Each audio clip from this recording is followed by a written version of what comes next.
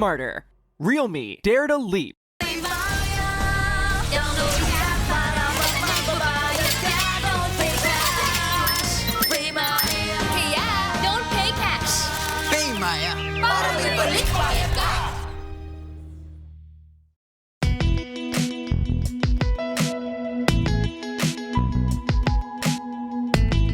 You've got me on the edge. Legit, right? Not quite. Just like your disposable razor. It's time you switch your disposable razor for your legit first shave so you can be every bit legit. Gillette Mac 3. For a closer shave, less irritation, switch to Gillette Mac 3.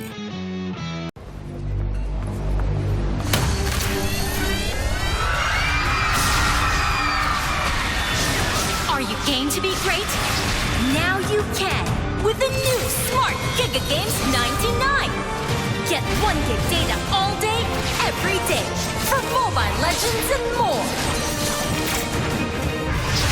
Game to be great with Smart Giga Games 99.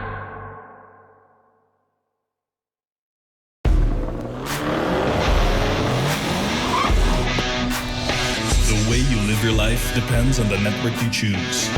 Your movies, music, and games can only be as good as your network's speed and strength.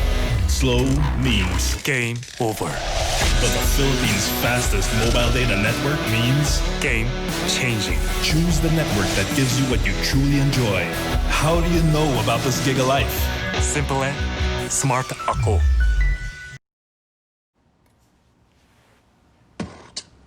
When uncertainty is our reality, we rise above with the things that matter. Gigify happiness. Gigify love. Gigify friendship. Gigify dreams. Gigify hope. With smart Giga music, video, games, work, and stories, we let our passions run free in the new world we face together. Smart, live Giga.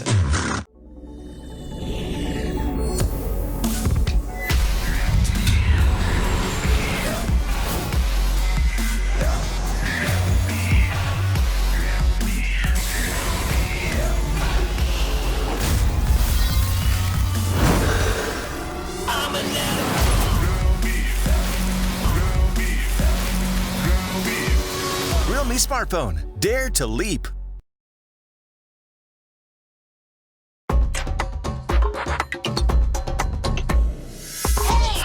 Watch me, feel me,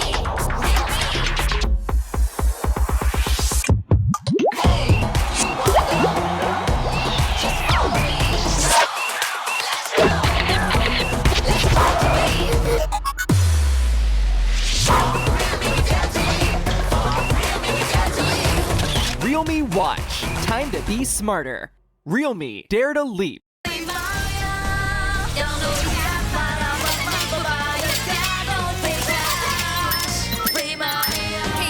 don't pay cash. Pay Maya. Para may balik bayad ka.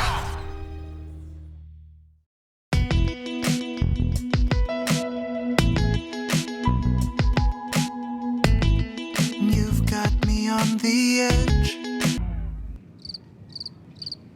Legit, right? Not quite. Just like your disposable razor.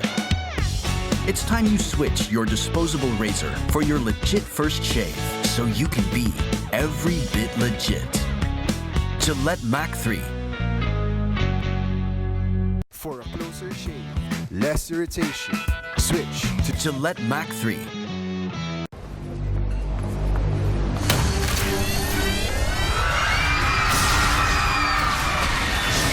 Are you game to be great? Now you can with the new Smart Giga Games 99. Get 1 gig data all day, every day for Mobile Legends and more. Game to be great with Smart Giga Games 99.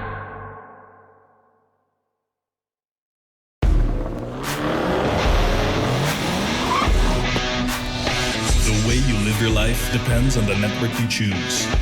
Your movies, music, and games can only be as good as your network's speed and strength.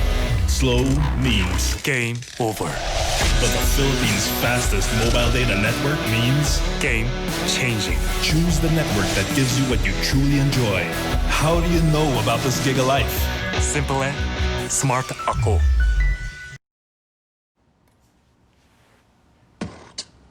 When uncertainty is our reality, we rise above with the things that matter. Gigify happiness. Gigify love. Gigify friendship. Gigify dreams. Gigify hope. With smart Giga music, video, games, work, and stories, we let our passions run free in the new world we face together. Smart, live Giga.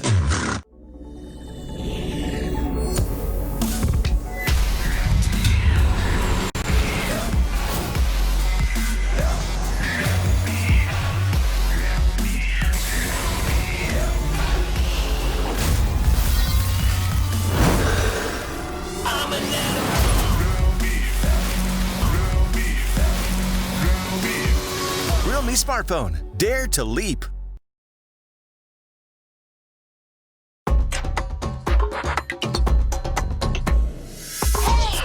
Watch me, feel me,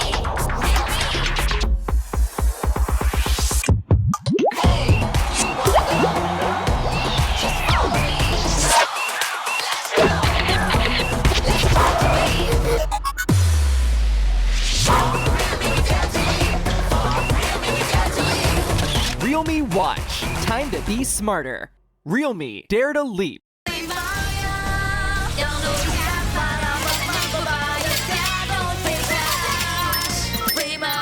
Kaya, don't pay cash.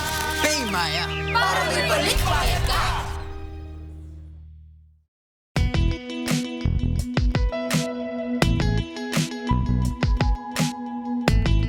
You've got me on the edge. Legit, right? Not quite. Just like your disposable razor. It's time you switch your disposable razor for your legit first shave so you can be every bit legit. Gillette Mac 3. For a closer shave, less irritation, switch to Gillette Mac 3.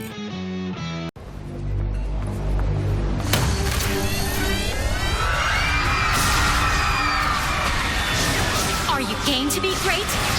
Now you can with the new Smart Giga Games 99. Get 1 gig data all day, every day for Mobile Legends and more.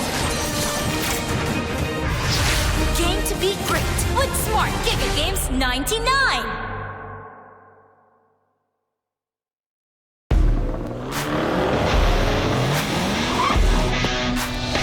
The way you live your life depends on the network you choose. Your movies, music, and games can only be as good as your network's speed and strength. Slow means Game over. but the Philippines' fastest mobile data network means Game changing. choose the network that gives you what you truly enjoy. How do you know about this gig of life? Simple and smart ako.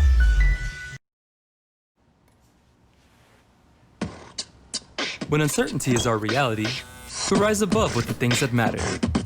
Gigify happiness. Gigify love. Gigify friendship. Gigify dreams. Gigify hope. With smart Giga music, video, games, work, and stories, we let our passions run free in the new world we face together. Smart, live Giga.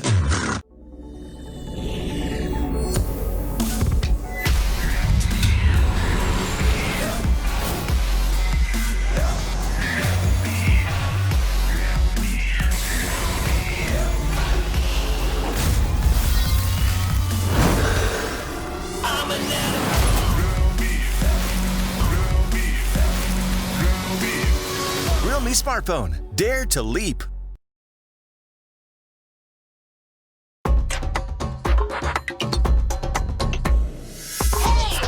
Watch me, feel me,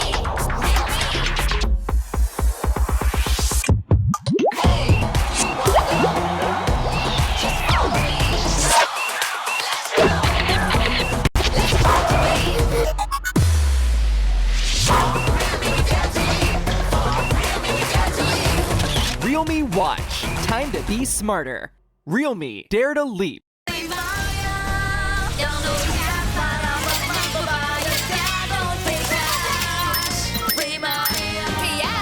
pay cash. Pay Maya. Para may balik bayad ka.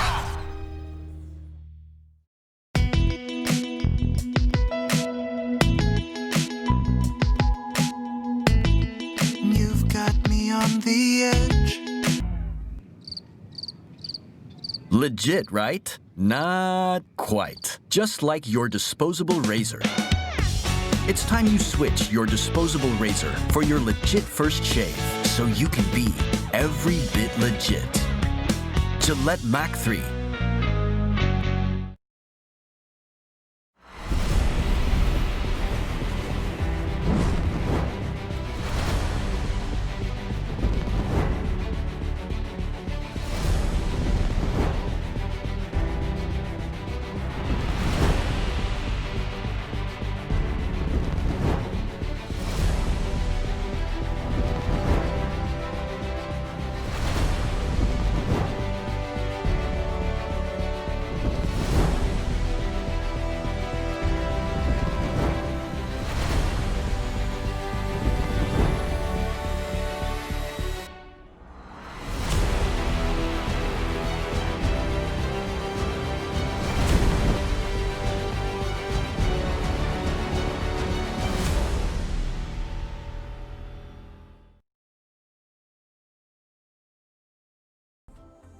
Welcome to Mobile Legends Bang Bang Professional League.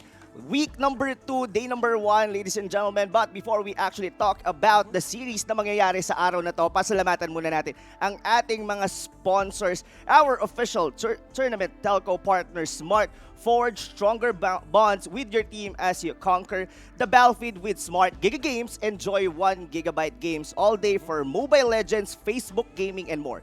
Dial *123# now and choose Giga Games 99. Official sponsor Realme is celebrating their first Realme Fan Fest and Dare to be Realme campaign. Visit their official page at fb.com/Realme Philippines to know more. Official sponsor Gillette. Get up to 50 diamonds for every purchase of Gillette's Mac 3 Razor, Vector 3 Razor, and Blue 3 Simple Force Pack in select pure gold doors nationwide. #Shave the day with Gillette. And of course, our official partner in esports, Pay Maya, gets 7% balik bayad when you purchase your gaming pins via Pay Maya. The better way to pay.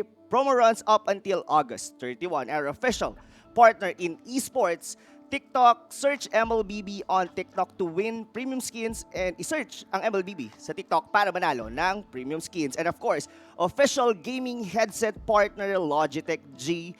Hear it like a pro. And of course, this event is powered by Moonton. And yun nga mga kaibigan, thank you of course sa mga sponsors natin. My name again is Rob Luna together with my analyst Butters. Kamusta? Alam mo, ay, ikaw yung anchor, by the way. Analyst, yeah. The analyst. Anchor, by the way. Alam mo, week number 2, kung napapansin nyo, ang daming changes dito. You have the balance patch, you have the 10-band setup, yep, and studio casting. Studio casting, we are back. It's like, in forever, no? Pero medyo matagal-tagal na rin talaga. At to be honest, namimiss namin yung studio casting. Mas namimiss namin, of course, the MPL Arena, seeing the crowd in front of you. Malaking bagay yun. Pero syempre, this is still, we are on the pandemic, social distancing, mga kaibigan. Pero syempre, Butters, pag-usapan siguro natin just a little bit on the first series ng araw na to before we actually head on doon sa pinaka mismong roster, Bren Esports and MPL-PH. What do you think about this? I mean, pareho nilang pinakita na kaya nilang manalo against the best teams dito. Well, Bren Esports obviously winning 2-1 against Onyx-PH. One of the teams na sinasabi na medyo kontrapelo nila. Pero they proved that wrong. Sinabi nila na kaya namin yung Onyx and pinakita naman nila yon. Blacklist International looking very strong. Pero Omega, ang sabi nila dito, kaya namin yan. Mukhang kaya nga. Pero of course, ladies and gentlemen, pakita muna natin yung mga standings, how the teams are been doing for week number 1. Papasok dito sa week number 2. Of course, this has been divided into 2, if I'm not mistaken. Okay, sa dalawang groups natin. So, basically, ang pinaka mataas dito was, of course, our defending champion, Aura PH, without a single loss in a series. If you would look at it dito, kasi some of the teams haven't really played 2 games. Well, Blacklist International, next play, Solid and Aura PH. They played 2 games already. Yes. So, kung papansinin mo, BSB, Blu Fire, let's say na nagkaroon sila ng onting problema, pero kasi it's only week number 1. There are a lot of weeks na pwede kang bumawi out of nowhere, and you just have to, make the most out of it. Kasi week number 1 pa lang yon, at least may gauge kayo kung ano yung kaya nyong gawin at hindi nyo kaya gawin. And from there, literal na mag-bounce back lang kayo. Oo, literal na mag-bounce back. Pero hopefully, makita natin more of the standings, mga kaibigan. Pero like what Butter said, week number 1, parang there's a part of us that it's like a tryout. Kasi, di ba, ito yung isa sa pinaka-major patch for the past 5 seasons. Ngayon lang mai-implement ang 10 hero bans. Actually, wala pa to sa ranked games. Probably soon. Pero the MPL players will be the one to had a first taste dito sa ganitong patch. And paano nga kaya magpa-pan out to? Ito na yung tipo ng i-gauge mo yung mga players ng gaano ba talaga kalalim ang i-hero pool mo. Kasi most of the time, the S tier na mga heroes won't be used. Kasi definitely sa first phase pa lang matatanggal na sila sa banning. There's a thing about 5-man ban or yung 10 ban setup na tinatawag nila. Pero kasi 10-man ban Parang 10-ban setup. The thing about it is, you have to realize na it's all about patterns. Dito, nagiging importante ang pattern ng pagbaban at pagpipili ng heroes. So, it's not necessarily na ibig sabihin na may 3 bans ka in the first phase of banning, mababan lahat ng mga meta heroes. Because tatandaan mo, yung first 3 bans na yon sa drafting is usually for respect bans. Yung mga heroes na ayaw mo makita sa kalaban, yung talagang sobrang lakas kapag ginagamit nila. And you have the meta bans as well. Kumbaga, yung mga ayaw mo lang talaga makita, literally. So, hindi ibig sabihin na magkakaubusan lahat ng heroes. It's just that kailangan nila maglaro dun sa 10-ban setup na yon. Kasi kapag nalaro nila na maayos yon, they can actually outdraft yung kalaban nila in a way na talagang hindi sila makakapag-react pagdating dun sa second phase ng banning. Yes, pero that's so much to say. Grabe yung mga informations dito coming from Butters. Pero to, pakitaan muna natin ang roster ng Bren Esports.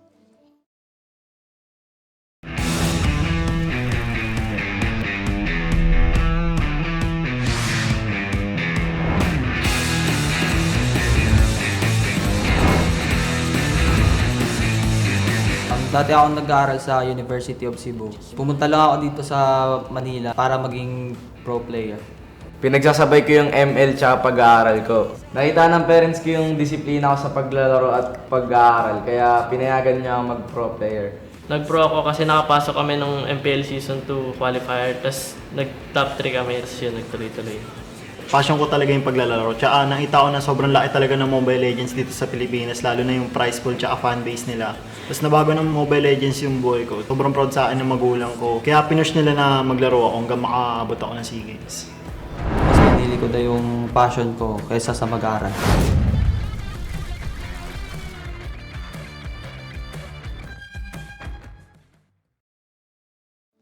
Here on your screens, ladies and gentlemen, the Bren Esports Squad, na pinangungunahan, of course, ni Few, Rebo, Carl TC, Losty, Flap TC, and EJ. As you've been seeing dito, the newest kid on the block para dito sa black and yellow team na ito, it's gonna be Flap TC. Butters, what do you think about this addition dito sa Bren Esports? I think they turned one of their weakest lanes, sabihin na natin, in Season 5 into one of the best lanes na meron sila dito. And I think Flap, in a way, is sabihin na natin medyo limited pa yung nakikita natin sa kanya. Yung sample size ng mga performance niya, I just feel na hindi pa talaga to yung tipong mag-grade mo siya. Pero from what I'm seeing, maganda yung pagkakahalo niya dito sa Bren Esports. Kasi for the longest time, Bren Esports really had a priority in, going to the side lane para matulungan yung offlaner nila or side lane na defensive nila. But right now, I just feel that Flap hindi iniisip ng Bren na puntahan siya kasi he can hold the lane on his own. Although, there are times na medyo questionable yung mga item build na ginawa niya. I remember yung Khalid versus Uranus. Hindi niya nakuha yung Deadly Blade nung kalaban niya si Dilar. Oo. So, if I'm mistaken, that is Iyak na yata for the Yes. Uranus. Oo. Yeah, Iakno rather. So, I'm expecting more from Flap and tingnan natin kung ano magagawa niya ngayon. Yun ang gusto nating makitang lahat. Pero of course, we will be seeing you right now, yung team na makakalaban ng Bren Esports, none other than MPL-PH.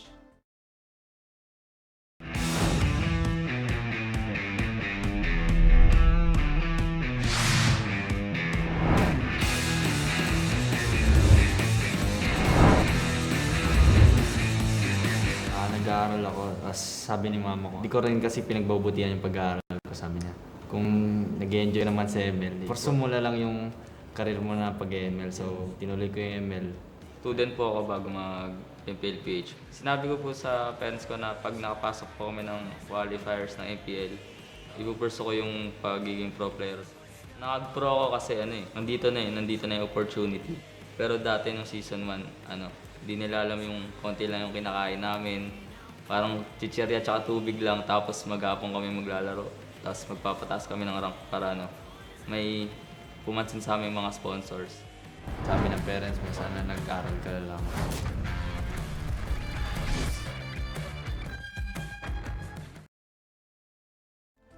And our roster lineup for MPL-PH, Kenji, Heat, Haji C, Toshi, Hayes, and Curtis. Butters, if I may ask you, medyo nagulat ka ba na Kenji wasn't part of the first 5 na naglaro for MPL-PH during week number 1? And what about Curtis? Hayes pala. Kasi sila yung parang nagkakaroon ng, in contrast ng mga role dito sa team na to. What do you think about it? Alam mo, Kenji kasi para sa akin is still one of the best offlaners na meron tayo ngayon dito sa Pilipinas. And seeing him sit down is a surprise. Sa totoo lang, nakikita ko si Hayes ngayon. Hayes is an absolute monster sa mga pinapakita niya. That support role. Usually, nakikita natin siya sa tank dati nung usong-uso pa yung dual tank setup. Pero ngayon, parang sobrang komportable niya dun sa mga heroes na, alam mo yun, Valir, you have the Farsa, parang right up his alley. And it just shows how flexible Hayes is. So, nakakagulat man na nag-sit down si Kenji, but still, if it works for Omega, it works for Omega. Yeah, I definitely agree with that. Saka din parang pagka si Hayes yung parang maganda yung laro into the game, parang most of the time, MPL-PH will win that match.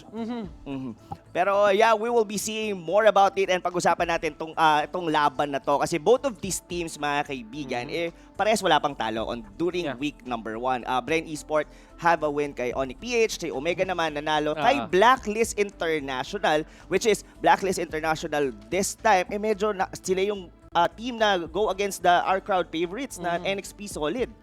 And there are a lot of things going on in MPL-PH Season 6 na tinitignan ko yung week number 1 as the free week, the week that anything can happen. Kasi I just feel that for some of these teams and for some of these coaches na meron sila, baka may mga coach nang dumiretso sa pagtingin sa 5-man ban, sa 10-man ban. May mga team siguro na nag-3-man ban setup muna sila.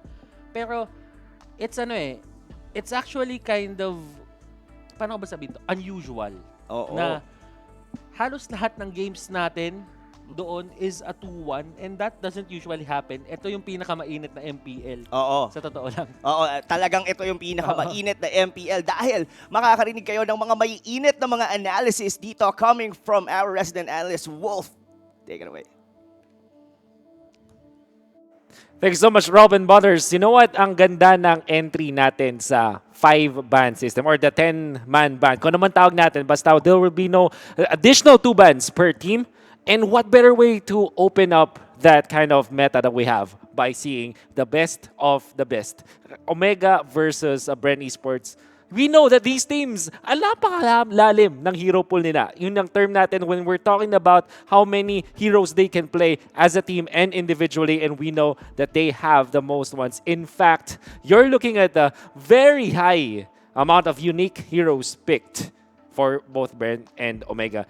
And if I'm not mistaken, this is also part of their Season 5 performance. And while we are seeing only 3 games played kasi nga naman itong mga unang stats na nakikita ninyo sa taas ng inyong screen ay based naman dun sa performance nila last weekend. I liked that we are also looking at the unique heroes picked last season, which kind of tells us ano nga ba ang meron sa dalawang teams na to. Well, I said it before, depth of hero pool. Nevertheless, we will be talking about that later. For now, why don't we focus at the bigger stats now for Bren and Omega? And if you're looking at your screen right now, you'll notice wala masyadong difference. Why? Because there's a lot of similarities when it comes to the playstyle of both teams. Very tactical, at the same time napakataas ng skill level when you look at their performance last weekend and in the previous season. It's important to also take note na yung Bren Esports mismo, yung iba nila mga coaches, kapag nagla-live, for example, yung ano ng head coach si Coach Leathergoods, or even when you talk to Ducky, they are really scared of Omega. Siguro hindi scared yung proper term, but they know that Omega can compete against them to the highest of level. Why? Because of similarities in playstyles at somehow major kontrapelo sa isa't isa. When Omega wins against Bren Esports, it's most of the time stomp din na sobrang dominant ang Omega. That's also true with Bren Esports. Pero ang pinakamasaya talaga is when we see them in total action. Kapag nakikita natin sila na sobrang ganda na performance parehas.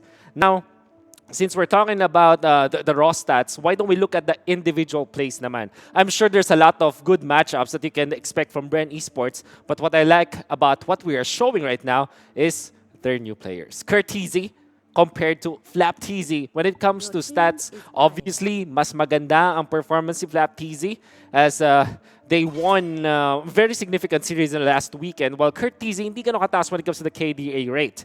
But look at the emphasis of Curteasy. Flapteasy, more of a fighting type of off-laner or side laner that we are looking at now, or a fighter, di ba? And Curteasy, more on the farming side. And this is somewhat reminiscent of what Omega Esports tends to play. While I said kanina na parehas ang playstyle ng parehas sa teams, meron ding konting differences naman, particularly in some emphasis. And for the Bren Esports side, you have the side laners as parang nililift nila yung kanilang main carry, which is Curteasy. Samantala sa Omega Esports naman, it's more focused on getting the most out of the map. And that's why you will notice, hindi ganun kataas yung mga KDA ratio ng ating mga players coming out from Omega, but their net worth is high para maganda yung pagkaka-spread. While on the flip side, Bren Esports, you can see really big outliers like Curteasy having, 13 KDA compared dun sa mga 3 to 4 KDA ng kanyang mga teammates, which kind of tells us what is the shift of focus for Bren Esports and Omega now that we are heading to MPL Season 6. Now, I kind of want to take it back to our topic about unique heroes played. And this kind of tells us kung ano nga ba ang pwede natin expect sa laban na to. 40 plus unique heroes played by Bren Esports, and for Omega, you know that even with this just 33, pinakita nila tayo last season na mga malulupit na picks like Angela, side lanes. And I think they're one of the first ones that go for Freya, di ba? So these teams, they are not gonna be affected that much of the 10-ban system that we are going to be implementing now. And it's going to be exciting. Ano nga ba ang mga ibaban nila ngayon additional? What is going to happen to the draft? Diba? That's going to be very exciting, but we'll see. We're now going to be heading back to the casters. Rob and Butters, what do you think? What we really think talaga, Wolf, medyo na-hold pa ako doon. Pero yun nga, kasi iniisip ko yung sinabi niyang Angela kanina. Was actually naging trend yon nung ginamit yun ni Kenji. Now, what do you think ba, Butters, na maggagamitin kaya nila si Kenji ngayon? Or would this still, magsistay pa rin sila sa current nila na ginamit ng week number 1? I just feel na kapag ang isang lineup, pagka medyo pakiramdam mo okay lang at gumana naman for the first week, huwag mo munang biglagyan ng adjustments. Kumbaga, biglain mo ang dapat mong biglain. Totoo, totoo. Kumbaga, pagkakailangan mo na ng panggulat, tsaka mo na baguhin kung ano man yung meron kayo. But right now, I think it's safer for you to go with that current setup. Or kung meron nasa isip yung Omega, because for the longest time, I think, I know for a fact that Omega has a set of coaches na talagang nagbabantay sa kanila in terms of sa buhay nila, sa gameplay nila, sa disiplina. Alam mo yun, kumbaga, kung na-deem ng coach na ikaw, Kenji, pakiramdam namin dapat pumasok ka muna kasi bagay ka sa playstyle ng Bren. So, there are a lot of things to consider. Of course, shout out to Coach Dale of Omega Esports. Pero like what kanina nag-usap kami mga kaibigan dito ni Butters during Wolf was talking about his analysis. Meron kasing video that I've watched with Bren. Kanina lang, siguro you have to check it on their YouTube page. Parang tinanong kasi doon sa mga players ng Bren Esports na sino sa mga to yung mukhang kilala na yata natin kung sino yung maglalaro on the screen. Ay, by the way pala, starting itong week number 2, we will be seeing our players na to play kasi we do have cameras na on their respective boot camps. Ayun. Pero going back doon sa video nga nung Bren, tinanong kasi sa kanila, Butters, sino sa Omega Esports ang tingin nyong kailangan natin? Kumbaga, hindi naman sa kinatatakutan, pero you have to take urgent action dito sa player na to. The rest of them answer was Hayes. Tapos yung dalawa, that was Lasty and Carl TC said na si Kenji daw. Oo. Pero sabi ni sabi ni Lasty, ay sayang di kasi maglalaro si Kenji. So, what right now I'm seeing is parang si Toshi hindi maglalaro Oo nga, wala si Toshi dito. So, si Kenji... Bakit parang may part sa akin kanina tinignan ko si Curtis? Parehas kasi ng buhok. Pareho sila ng buhok. Pareho sila ng buhok. Pero si Curtis yan. Oo, si Curtis yan. Oo. I'm really sorry. But yeah, nga, no?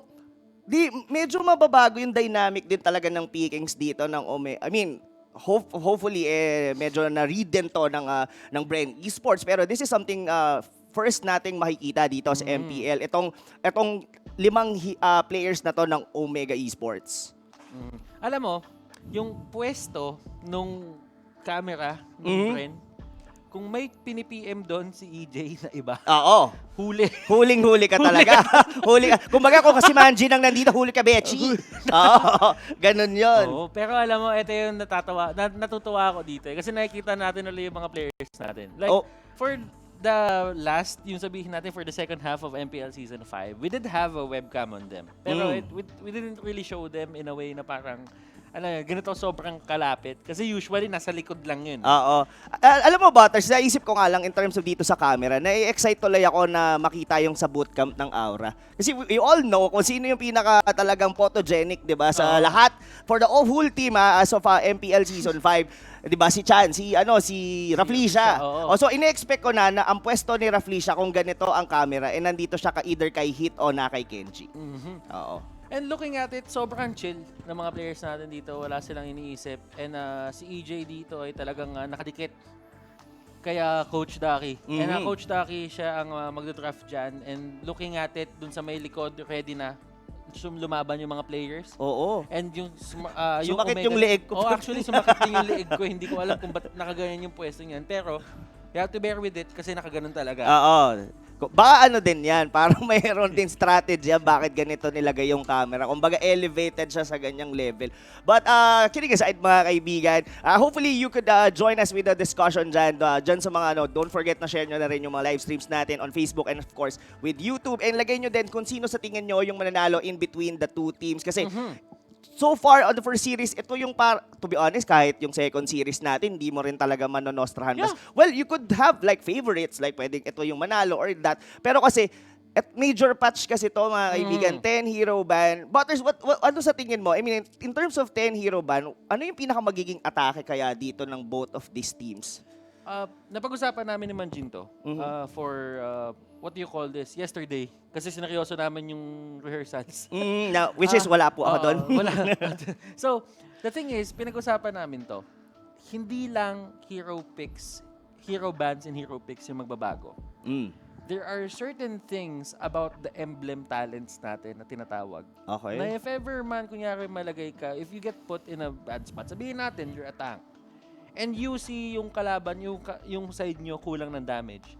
So what do you go for? You go for the concussive blast. Yes. Totoo. Kung kailangan mo ng extra hugging power, you just go for the Brave Smite. Magiging okay ka doon. So, there are a lot of things to consider na baka doon sa certain lineup na magagawa nyo, okay yung Avarice.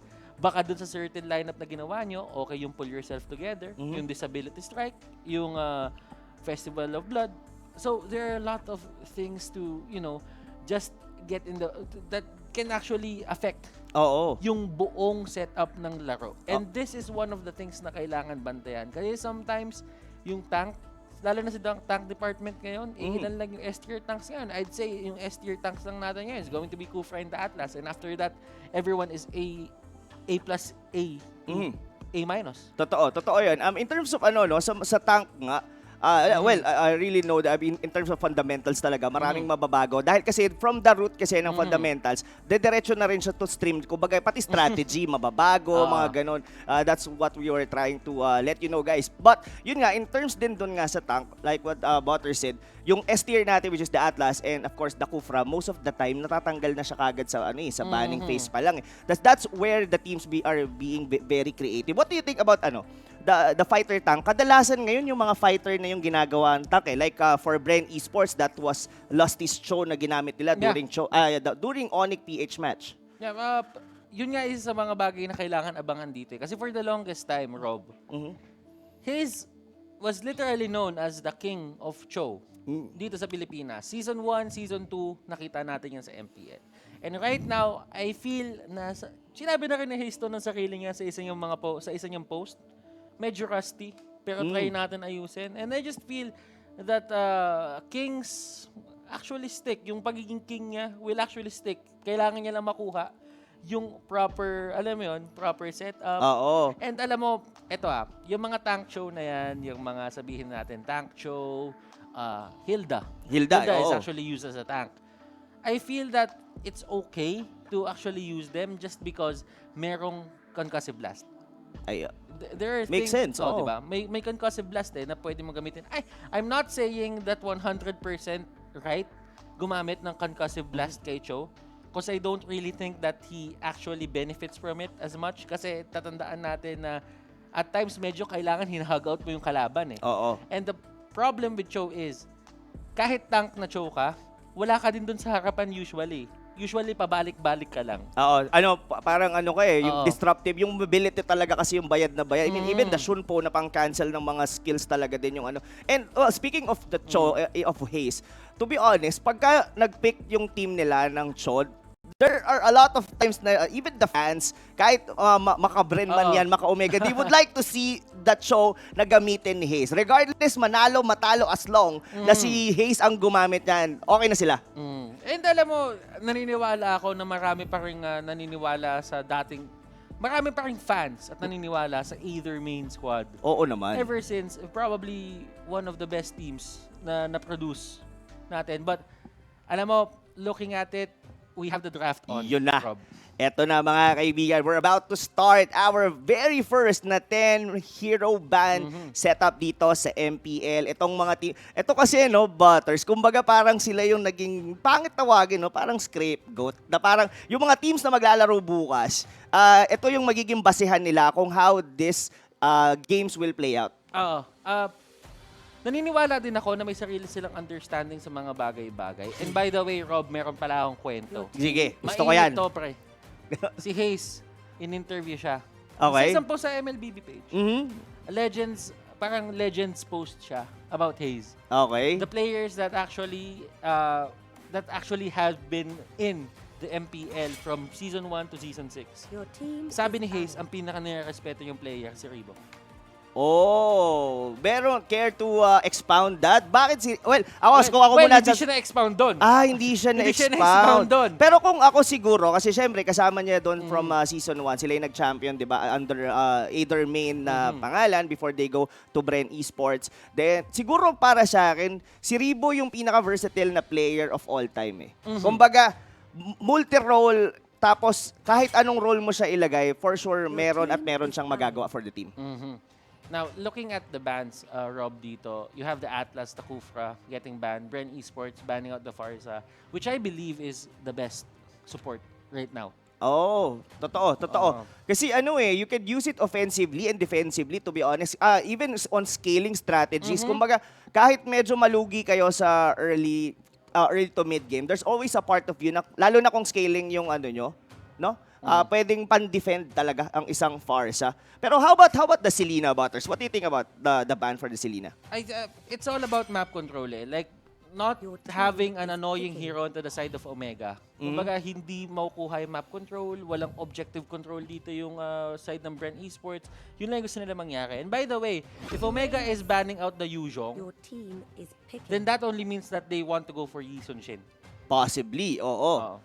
Oo, that's actually a good read, no? Pero pero alam ko kung di ako nagkakamali, dami kong sinabi, is that merong part na ang YSS ngayon is been debuffed. Nerf pala, sorry. Na-nerf siya ngayon to the point na yung dash niya, nawala na yung 30% na parang yung kunat doon sa dash niya. The only thing na naiwan is hindi siya masisisi pagka nandun siya sa dashing phase. Pero yeah, we'll see. Pero ito, I really like the pick din as well dito ng Omega Esports that they have Hit na as a roaming na tank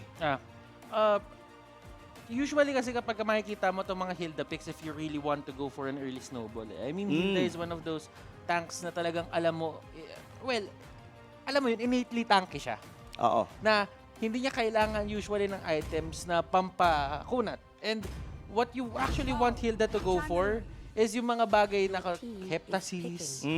Doon mo siya nakikita na maayos. If ever kasi na mag-stack yung ulti niya, then that only means that you are getting more damage output. And kung sobrang snowball nyo, there's a time na baka pagka gamitin mo yung ulti, mapalo mo yung isang kalaban, mabura na siya agad.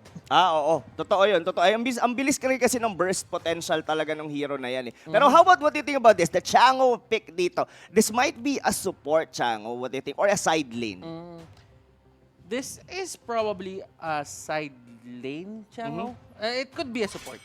Pero kasi titignan ko pa yung setup na gagawin nila dito. Omega, you're gonna ban out the Lancelot and this is where the 5-ban o 10-ban setup matters. Kapag nakuha na yung first 3, anim na heroes sa tayo dito, kapag nakuha na yung first 3, dyan na yung set ng adjustments. Exactly. Bren Esports dito, Omega thinks that they want the Lancelot. Probably for, alam mo yun, Bren Esports naman, ang tinanggal nila is si Cyclops. So that means they want to get an annoying hero. Yung talaga sobrang mobile na hero na makakatakas, makakabalik. And yeah, I really think that kailangan natin bantayan yung drafting at this point of the game. Tatandaan natin na ang drafting, Rob, parang chess to eh. Oo. Parang you have to think 2 steps forward. Parang ganon. Parang, kumbaga, it's a really a mind game, mga kaibigan. Pero kung iisipin mo dito, the way Omega Esports is banning is parang tinatanggalan nila somehow ng hero dito si Carl. Kasi the Lancelot and the Hayabusa has already been removed to the point na they're willing to give like most of the time ang nilalagay sa gitna na may iwan dito sa pagkakaread ko is like the Roger, possibly. Yun yung, ano pa sa tingin mo ang mga pwedeng gamitin? Kimi, is that a possibility? Hindi na no? Masyado ng, parang squishy masyado if ever. And of course, nandito yung Linghood ko be able to go sa may backlanes agad dito ng Bren Esports. Actually, ang pinagtataka ko nga dito, Rob, ba't walang kumukuha ng YSS sa kanila eh? Well, actually, there was a nerf. Yes. There was a bit of a nerf kay YSS and that could have changed yung pananaw ng mga players natin dito sa pagpili ng isang YSS. Pero, I think, for Omega, I think that the Ling is a good pick. Kasi kung iisipin mo dito, there is only one crowd control here on the side of Bren Esports as of now, and that's going to be Lasty. So, ibig sabihin, si Lasty dito, yung kung sa kanya man tong show, if ever, pakiramdam ko, sole responsibility niya na gamitin agad to kay Ling. Totoo yun. Pero, Loyi is still available dito for Omega Esports. Pero, in terms of the Ling butters, meron din siyang nerf eh. Na kung di ako nagkakamali, the nerf was pag nalaglag siya, may it's either 2 seconds slow or stun unless dun sa dalawa. And the Tempest of Blade has been reduced from 30% movement to 10%. So meaning to say, pag mobile yung mga hero, like for example, ito yung, kumbaga ang bibilis, even the Chango, medyo meron din siyang buff na nagpapabilis sa kanya. It would be hard for him to do the knock-up doon sa Tempest of Blade. Aside from that, damage-wise, I think, and AoE, okay pa rin naman ang isang Ling. And of course, Omega Esports, we're about to let us know kung yung nerf ba dito sa Ling enough na. Your team is picking. And they actually go for a Claude. And I like this pick just because the attribute gain works well with the Claude sa ngayon. Bren Esports deemed it to be one of the, sabihin natin, a playable hero in the competitive scene. Oo. And they just go for it. gusto ko yung attack speed attribute gain niya, by the way. So, there is a bit of a change there. Kumbaga, dati kasi yun yung binabaan eh. Tapos ngayon, ang ginawa na naman, tinaasan na naman. Pero hindi na doon sa same level as the first one. Kumbaga, nilagay doon sa may gitna ng dalawa. To the point na viable na ulit laruin ang isang Claude. And somehow, what do you think about in terms of emblem dito? Babalik kaya dito yung like Veterans Hunter na nauso noong mga nakaraang season? Or still, ito yung papasok dito, yung the Killing Spree, na ang gamit na gamit talaga ngayon na Assassin emblem is Killing Spree. Pero looks like ang tanky ng kung iisipin mo, aside from Bren Esports that they have the Uranus, what do you think about these butters? If we could be doing a prediction dito, which draft are you favoring the most? Bren Esports, in a way, they have this 1-3-1 thing going on for them. I mean, both teams naman. Pero mas mataas lang yung emphasis kasi dito talaga kay Cardsi na mabigyan siya ng gold. So, if you think about it, yung Omega dito, they have the Ling. Si Ling din, kailangan din ma-funnel yan. But the thing about Ling is, kaya niya kasi kumuha ng pick-up sa sarili niya eh. For Claude kasi medyo kailangan mo pang ilatag sa kanya yung kill in the early stages of the game. So, pacing-wise, if makuha ng Omega ng mabilis dito yung lead against Bren Esports, Omega has a better chance of winning actually. But, if Bren Esports stops them from actually doing anything at sabihin natin ma-funnel na lang nila dito o ma-accelerate nila yung farm ng Claude, then that only means na medyo magkakaroon talaga ng problema dito yung Omega-PH. Yeah, I totally agree with you. Pero siguro ako, if I'll be doing a prediction dito, slightly I'll lean towards dito sa Bren Esports. To the point kasi, parang ang bilis nung minion ng wave clear nila. They have the Chango, if in case na, yun nga, yung pinag-usapan nating scaling heroes dito, pwedeng makapag-defend agad. Pero yun na, mga kaibigan, this is the very first match ng ating week number 2, Bren Esports laban sa Omega. And we're actually seeing things here happening onto the map. Kung papansinin mo, there's a 3v3 happening to the middle lane. Alam ng Omega na nasa kanila lamang dito, pero hindi sila takot dito sa side ng Bren Esports kasi alam nila kaya din nila. And look at the HP bars dito ng Bren Esports. Medyo sila yung naging biktima dito ng ginagawang aggression ng Omega. Grabe yung aggression nga talaga ng Omega. Look at the damage na binigay doon ni Hit, pero ang hinahabol ngayon dito, that's gonna be Haze, habol, Coral TC, Molten Sights to slow down. It's gonna first kill, pero hindi pa sila umihinto. Hit will be taken down as well by Flap TC. What a timing na pagdating doon ng Tamus. Holy moly, kakasimula pa lang natin dito. Kakasimula pa lang natin dito, may 2 kills na papasok dito sa Bren Esports. And wow, Omega got punished. Punished talaga. Kasi they almost had, to be honest, few doon from the initial damage na binigay nung Hilda. Pero not knowingly, yung ikot ni Flap TC, sobrang laki. Ayan, kung makikita natin dito to our Gillette instant replay, na first blood doon si Ace at yung Molten Sights ni Flap TC no? Yun yung talagang medyo burden sa side ng Omega that time. Alam mo, Rob, good na sana yun for the side of Omega na napuwerksa nila umalis ng lane sila Rebo, napuwerksa nila umalis ng lane si Flap. Nakapagbigay sila ng space. But ang hindi naging okay para sa kanila nakakuha ng 2 kill yung side dito ng Bren Esports, yung isa pa doon napunta kay Carl. Totoo. Yun yung magiging parang mahirap. Lalo, sa ganitong sitwasyon kasi, lalo na't na unang nag-level 4, yung Tamus, talagang kayang-kaya niya ng i-zone out dito. Kung makikita mo, kinat na doon nung Tamus sa top, nakatulong na naman siya, nandito na naman sa gitna. Flap TC going in, pasok sila dito, Cotton and has been popped out. Tempest of Blade ni Haji, ginamit na lang pantakas mga chong, and that's gonna be end of the skirmish, and 3-0, lamang na lamang dito, Butters, ang Bren Esports. And enigmatic plays coming here from Bren Esports. You wouldn't really know kung saan sila manggagaling. It just so happens na laging meron tao dun sa mga gilid. And right now, Haji, hindi niya din alam kung saan nanggagaling tong pressure na to. At gusto niya man tumulong, pero the only thing he can throw out right now is the Tempest of Blades. Isang knock-up lang yan.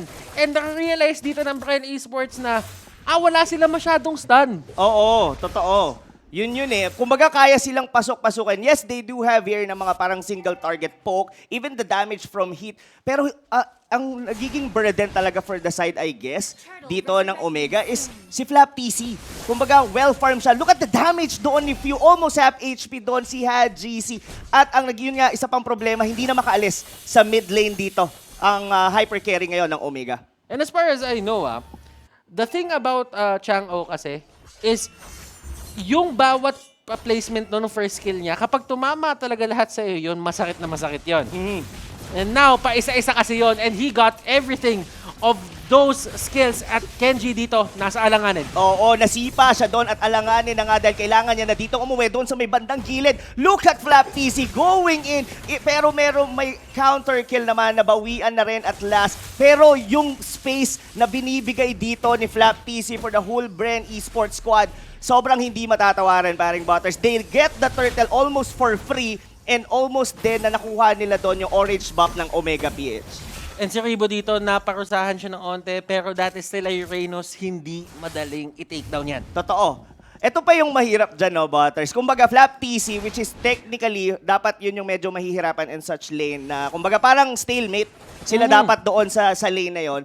Eh, siya yung nag-flourish dito sa ating early game. Ngayon, hindi na nila ngayon mabantayan si Carl TC. And this is something na kailangan mo talagang maging cautious talaga, buong Omega. And to add to that, Rob, hindi na din nila mabigyan ng place to farm si Haji dito in any way. Lahat ng pwede pag-farman ni Haji dito, nagkakaroon siya ng problema. Oo, yun ang problema. Dahil namatay na rin doon yung Hilda. Pero tumalon doon sa may bandang gitna, Current TC, but the damage is not enough. Look at that Loyi, hindi mabigay yung damage dito ni Haze with that passive, and Flap TC just murdering the back lanes of Omega Esports. Triple kill nga pa ang binigay. That's Flap TC, the new kid on the block para sa Bren Esports, doing a lot of things para sa kanilang squad. Omega, they're really having a hard time just because of that reactive play na ginawa ng Bren Esports. Oo. Dapat sa Omega okay yun eh. Dapat sa Omega talaga nagkaroon ng pabor or advantage. But the thing is, the double kill made it worth it for the side of Bren Esports. And from there, nagkaroon na sila ng problema. Hindi na nila alam ngayon kung saan sila pipwesto. Map control is out of their hands. Hindi na talaga nila makontrol ang mapa dito dahil si Curl TC, hindi niya rin nga nakita nandun sa ilalim ng damo. May sipa pang magagana pero habol dito ang Bren Esports. Di pa sila umihinto. And ito na, Butters. Unti-unti nang nauubos ang mga inhibitor turrets dito ng Omega. And look at Carl TC, how free of him na makapag-farm, just taking the turtle on his own. Alam mo, men, yung nilalaro nila ngayon, para sila nag-a-among us eh. Oo. Kung sino makita ng Bren Esports, diretso, impostor! Impostor to, sipain nyo! Impostor! Oo. I-vote na agad to. I-vote na agad to. Hindi magaling magsinungaling. Shoutout kay Prof B, hindi mahuli. Yun ang hindi ko talaga mahuli. Grabe yung tropa natin na yan, si Prof B. Pero yun na nga, ito, pero kung speaking of nahuli, Kenji dito, mga kaibigan, nahuli na naman. Look at the blazing duet. The damage doon kay Loyi, almost killing the support ng Omega Esports. Man, this is already massacre talaga para sa side ng Omega. Tuloy-tuloy yung aggression. The snowball effect dito ng Bren Esports, sobrang hirap. Hindi alam ni Ribo yon, but Ribo, he did a great job kahit papano na-delay niya yung pag-uwi. Kahit papano kahit ng onte ni Haji. Kahit hindi niya alam. He wasn't aware of it, but napigilan niya kahit onte yung pag-uwi dito ni Haji. And Haji, he's doing the right play. Naniniwala ako na yun yung mga bagay na dapat ginagawa mo sa mga ganito stage ng game. Try to get a turret kasi kahit papano, get some leverage. Hatake mo yung sarili mo pataas, get some goal. Kumbaga, ang ano dito ng Omega Esports is that kailangan pag-reactin na lang natin.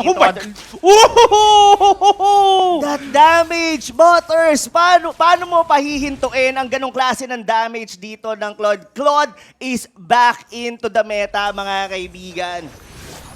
And they're really strong at playing these kinds of heroes.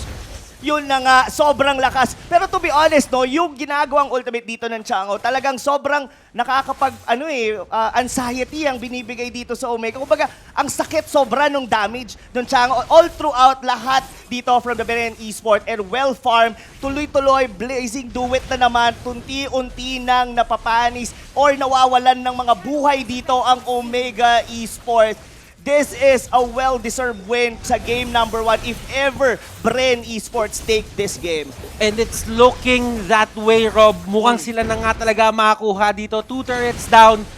It's not even Lord Face. 8 minutes into the game.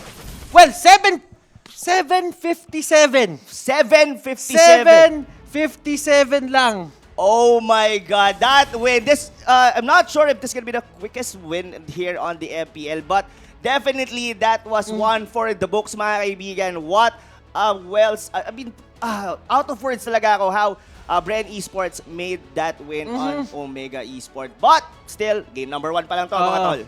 It's only game number 1. Marami pang pwede mangyari. Marami pang adjustments na pwede gawin dito si Omega. But the thing about it is, 7:57, it's one of those games na parang kailangan mabawi ng Omega yung confidence nila agad ASAP. Kasi yun yung mga mahihirap na talo pa minsan eh. Kapag hindi ka nakalaban. But there are those losses din na kapag binigay mo lahat at nagawa mo lahat, eh medyo mas nakaka-demoralize pa. But I think for Omega, nakita nila na may Claude na tinatago tong Bren, and I think it's safe to say, mga kaibigan, na Claude is back. Yes, Claude is back. Yung mga epic skin nyo dyan, hindi na siya maitatago dahil magagamit nyo na naman. May Mecha Dragon ka, di ba? Oo, the Mecha Dragon. Yung mga, meron pa yung parang nasa beach ka eh, na skin. I forgot kung ano yun eh. Pero yun na, grabe. That game number 1 really set the tone nitong ng week number 2 natin for day number 1. Pero of course, marami pa tayong maririnig kung ano nga ba talaga ang nangyari on that game number 1 as Wolf will let you know. I'll give you a complete analysis.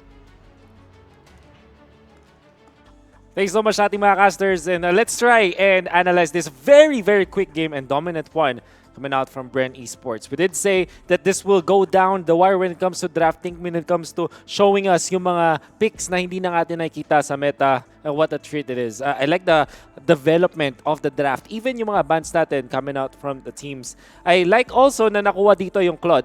If you don't know, kung nabisin mo yung draft, Uranus was first picked from Bren Esports, and it kind of allowed us to have that Claude to parang gumanda yung kanyang status sa ating laban. Bakit? Kasi hindi na siya ganun ka-problemado. If you're looking at the lineup of Omega, sino ba magiging problema lang sa Claude?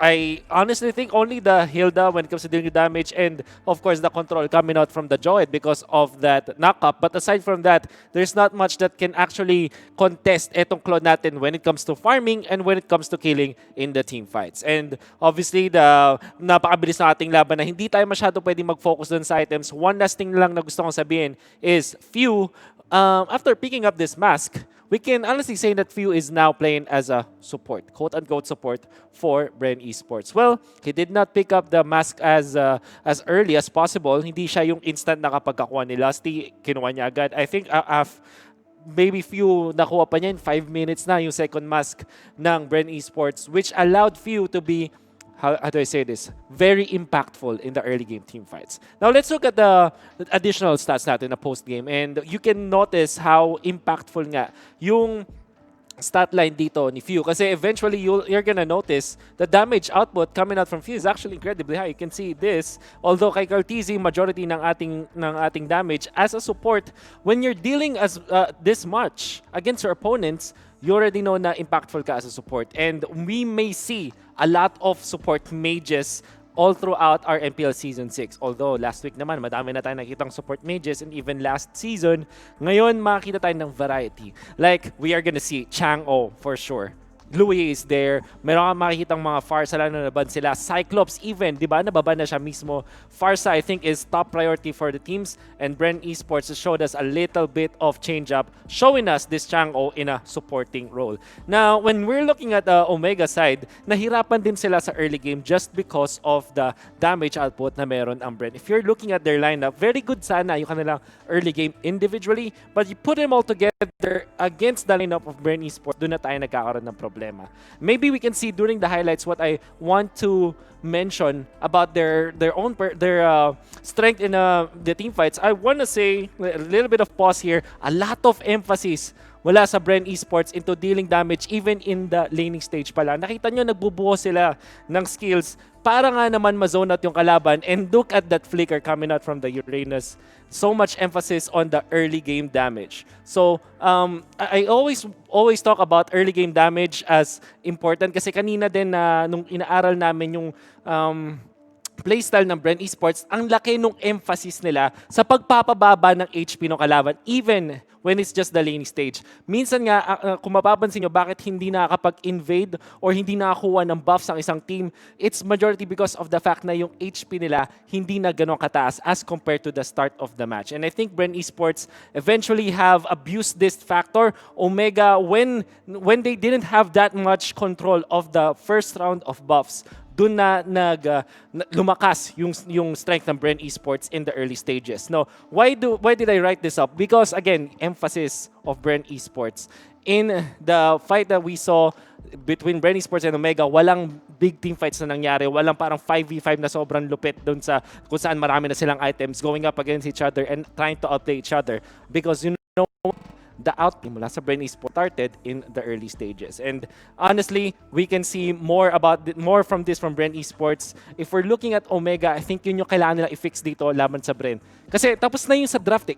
Kaya na nila yun eh. Omega, as well as Bren Esports, very good when it comes to drafting. But when, if Omega really wants to win in come game number 2 and first sa game 3, kailangan nila i-fix yan.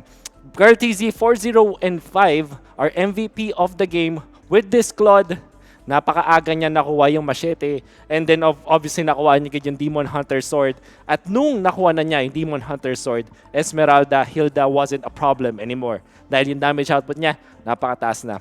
Tapos, yung mapapansin natin, actually, for me personally, what I noticed sa mga teams natin is yung mga MVP of the matches from the last weekend and in the game 1 of week number 2, laging 0 deaths or at least 1 death, di ba, on our MVPs. And you're gonna ask, except Raflesha, by the way, but it kinda tells us na siguro yung pag-funnel ng mga teams natin ngayon is hindi na lang focus ngayon sa pagbigay ng items, but also protecting their carries very much. And even though we can say na yung mga carries natin ay mas careful na sila for MPL Season 6, for the meta that we'll play right now, it's also because of the fact that the teammates work around the carries even more now. At least that's what I noticed, and it's pretty evident in this game. This is a Claude na alam natin na hindi na ganun kalakas when it comes to matching up against the Ling. That's our lesson from MPL Season 5. Pero bakit siya nag-work ng MPL Season 6? Why? Well, the answer is because of the teammates din. Yung play na ginagawa ng mga teammates ng isang Claude will really put Claude back in the meta. Anyways, there's a lot more to talk about, and game number 2 is incoming. So why don't we bring it back to the casters? Back to you guys. Yes, so much has to say doon nga about doon sa Claude Butters. And yeah, I think it's safe to say that Claude is back into the meta dahil sa major patch na meron tayo ngayon sa MPL, which is the 10 hero ban. What do you think? Bukang mag-give birth tayo into certain heroes no? Talaga na hindi natin usually nakikita during the 6 hero ban. Pero ngayon, 10 hero ban, make way. Yeah, I think isa din sa mga factors yun kung bakit nakabalik si Claude. I mean, these teams or the coaches are trying to be as creative as possible. Kumbaga, hindi lang basta alam mo yun, makapasok ng hero. Kasi kailangan din nila ng extra heroes talaga dito just in case na mabasa talaga sila nung kalaban nila. And as the weeks go by kasi, yun yung isa sa mga nakikita kung saan talaga malakas si hero si ganito, kung saan malakas na hero si ganyan. So, it's more on the idea of just leaving your options open. And for Bren dito, they saw the little buff na nilagay dito kay Claude. Nakita nila na mayroong potential. That was the same thing na ni-nerf dati kay Claude that made him, sabihin natin, not playable sa competitive scene. Pero nung nakita nila inangat ng onte, they made the most out of it and they won that game perfectly. Ramdam na ramdam. Talaga doon yung Claude Carl TC. Pero something to note then in terms of that match is Flap TC. I mean, what do you think about his gameplay during that match? I mean, aside from being, I mean, yun doon sa mismong lane niya, okay siya. Pero what do you think about his rotation? No, so ginawa niya doon. Kumbaga parang ang nangyayari doon sa matchup nila ni Kenji, lagi niyang iniiwan si Kenji sa top lane. The thing is, si Kenji kasi dito was the jawhead. So, you really have to think about the pushing capability ng katapat mo and nadim ni Thams or ni Flap na hindi siya ganun kabilis mag-push. At ang ginagawa usually kasi dito ni Flap, bago siya umikot, bago siya mag-rotate dun sa may mid, sino-shove niya muna yung lane. Kumbaga, pinupush niya muna yung lane papunta dun sa torre ni Kenji to the point na, alam mo yon, para mahirapan lang si Kenji mag-push. Kasi kung gagamitin niya yung homing missiles, it wouldn't really be enough yung yung mana niya to actually sustain the lane against Flap kapag bumalik siya. So yun yung pinapakita lang doon ni Flap, the mastery and knowing your matchup. Totoo. So it's more on the idea na ang ganda ng setup na binibigay nila kay Flap dito, and Flap being probably the youngest member of the team right now. I mean, in terms of being in Bren Esports, he's actually adapting to the playstyle ng Bren Esports dito. He knows what to do, and yung intricate na mga bagay na ginagawa ng Bren Esports, nalalaman niya, and he puts it in play. Totoo yan. Sobrang grabe ng performance talaga doon ni Flap TC, even into the rotation. Well, so much to talk about the lineup, the head-to-head nung Johead and as well ng Tamus. Pero, eto, ang ganda ng ban dito ng Omega. I mean, banning the show here is somehow denying a hero na ginagamit dito ng Season 6 for Lusty. And of course, the Atlas will not be there. Tingin mo ba, magkakaroon pa ba tayo ng Kufra ban dito or magpa-prioritize ng tank dito? Of course, Hit was one of the best Kufra users dito sa ating liga. What do you think, Butters?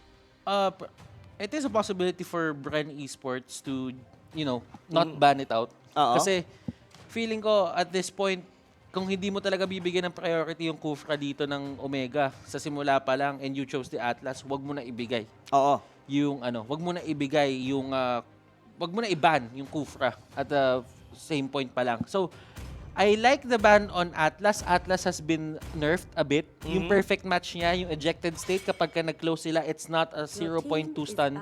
Nagiging slow na siya. Totoo. So it's a 40% slow. And that's actually a huge nerf. Kasi kung iisipin mo, yung Purify setup mo, kung ayaw mahuli ng Fatal Links, usually napipindot yun dun pa lang sa perfect match pa lang kapag ka nagsanib para mawala lang yung stun at makatakas ka. Pero right now, hindi na ganun yung nangyayari. May slow na and you can actually get away with yung Fatal Links na. Totoo naman. Pero still viable. Yun nga, binan pa rin nila dito yung Kufra, giving MPL-PH for what's gonna be their first pick. That's the Yuzhong. Well, di ba napag-usapan din natin kanina that Yuzhong is S-tier din siya in terms of being on side lane. Even on mid lane, pwede rin siyang gawing funnel. Yeah. I'm actually surprised na Bren Esports gave out the Yuzhong. Yeah. Na parang alam mo yun, mas safe na mag-iwan ng Kufra kesa ng Yuzhong. Pero ang sabi nila, sige, bigay mo yung Yuzhong kasi makukuha natin yung Uranus at saka yung Farsa. The Farsa, no? It's drafting patterns. Ito yung sinasabi natin dito, Rob. This is the drafting patterns na nagagawa ng 10-ban setup. It's really new. Ang bago niya tignan, men. Saka kung iisipin mo dito, parang willing ibigay dito nga ng Bren dito si Yuzhong just to get, I think, it's not only the Uranus pick, probably yung Farsa rin kasi, as we all know naman, nung nakita natin, even on week number 1, kahit sinong team na gumagamit ng Farsa, ang laki ng chance nilang manalo. Diba? Like what we've said kanina, Farsa is one of the best supports dito sa laro natin ng Mobile Legends. Shoving capability, kaya niya mag-push, kaya niya mag-defend, feathered airstrike, napaka-safe na skill. Don't even have to get into their faces kahit nandun ka lang sa area. May mga times kapag nasa likod ka ng torre, hindi ka na nila susugurin kasi alam nila, liliparan mo lang din sila. Oo. Tsaka, ito pala, Butters. Excited ako dito sa one-eye support natin na to si Cyclops. I mean, it's been used by Haste on week number 1, the Ender match against Blacklist International. And sobrang ganda. Ganda nung, hindi pa natin nakikita masyado yung full na pwedeng ibigay ng isang Cyclops. Pero sobrang annoying niyan sa Clash. Tapos to the point minsan na pag hindi mo naman siya pinansin, yung damage niya, parang kang sinisip-sip yung HP mo nung second skill niya. I forgot actually the name of that was Planet's Attack. The Planet's Attack. Alam mo, kahapon nakalaban natin yan. Oo. Nakalaban natin yan. Anong sinabi mo? Okay, yung buhay ng Cyclops bumalik dahil sa concentrated energy. As in literally, binaburst down siya ng mga kasama namin. Binaburst down siya sila nila Manjin, nila Wolf. Tapos bigla nagreklamo sila bigla. pre, yung buhay ng Cyclops bumalik. Ayaw mamatay. Yung concentrated energy, ayaw mamatay. Oo, yun lang talaga. Concentrated energy. Grabe tong hero na to. Pero, yeah, so much to say. And ang maganda pa dito, I mean, on this ultimate dito na Cyclops, he could be able to, I mean, proper timing of course pa rin naman. Kasi may mga pang-cancel kasi ng skill itong si Carl TC, which is probably siya yung gagamit dito ng Lancelot. Alam mo, para sa mga bagong viewers natin na nanonood dyan, na baka medyo, alam mo yung kakastart pa lang manood ng MPL for Season 6. Ito po yung tinatawag nating drafting stage. Yes. Where you actually ban out heroes na ayaw mo makita sa kalaban and you pick the heroes na gusto mo para sa side mo.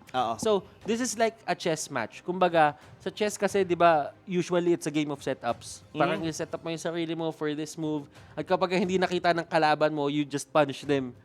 Very, sabihin natin, you just punish them very hard. So, sabi dito ng ganun yung pinaka-thought ng drafting. Totoo. Meron akong gustong quote na sinabi dito ng kaibigan natin, si Midnight. Sabi niya dito is, etong drafting phase, meron tong invisible war na nangyayari in between coaches. Na hindi nyo nakikita, pero yung utak nila, doon yung naglalaban in terms of, kasi most of the time yung mga players kasi, they just want to play the game.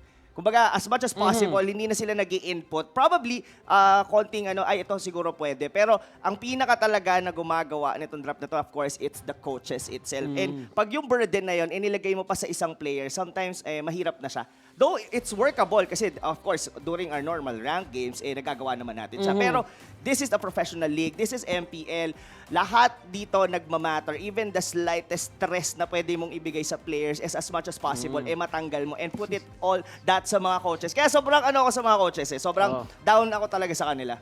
And etong mga drafting na nakikita nyo ngayon, this is a matter of just getting, sabihin na natin, the statistics for these heroes, and Angela picked for the side of Omega. Kenji! This is probably a core, Angela. Meron tayong I forgot kung sino yung nagsalita nun kanina, yung in terms of the strategy na pinangka-counter nila. I think that was Wolf na sinabi niya yung counter on the specific funnel or sa ganun is the Angela. Diba? Kapag kami, sabihin natin, if a team really gives emphasis on going to the top lane and taking down yung turret ng maaga just to get map control, that's the time when Angela goes to the top lane, sasanib siya with the heart guard and just clears the wave. Yun yung naging thought process ni Wolf doon, kaya niya nasabi na baka yun yung counter. It is a possibility, but tingnan natin kung paano lalaruin dito ng Omega. Yung Angela, I'm just happy na ginamit yan ni Kenji kasi siya nagpasimula talaga niyan. Totoo. Nung season 5. Bren Esports dito, they do not have the Esmeralda even though that it wasn't really banned. Gatot is there. Tingnan natin kung paano aayusin ng Bren Esports yung problema nila dito. Angeling combination. Angeling. Tingnan natin kung magaling. Rhyming schemes, dong. Pero anyway, guys, iniisip ko dito, no? Angela with Cyclops, 2 squishy heroes.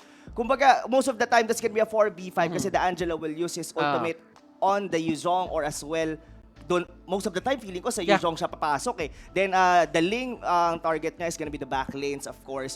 So, that leaves the Cyclops all alone. Kasi si Hit, most of the time, hindi naman siya yung tipo ng tank, or I mean, fighter siya. I mean, tank lang yung role niya, na pwede kanyang tulungan, like mang-zone diba? So, that leaves the Cyclops na vulnerable.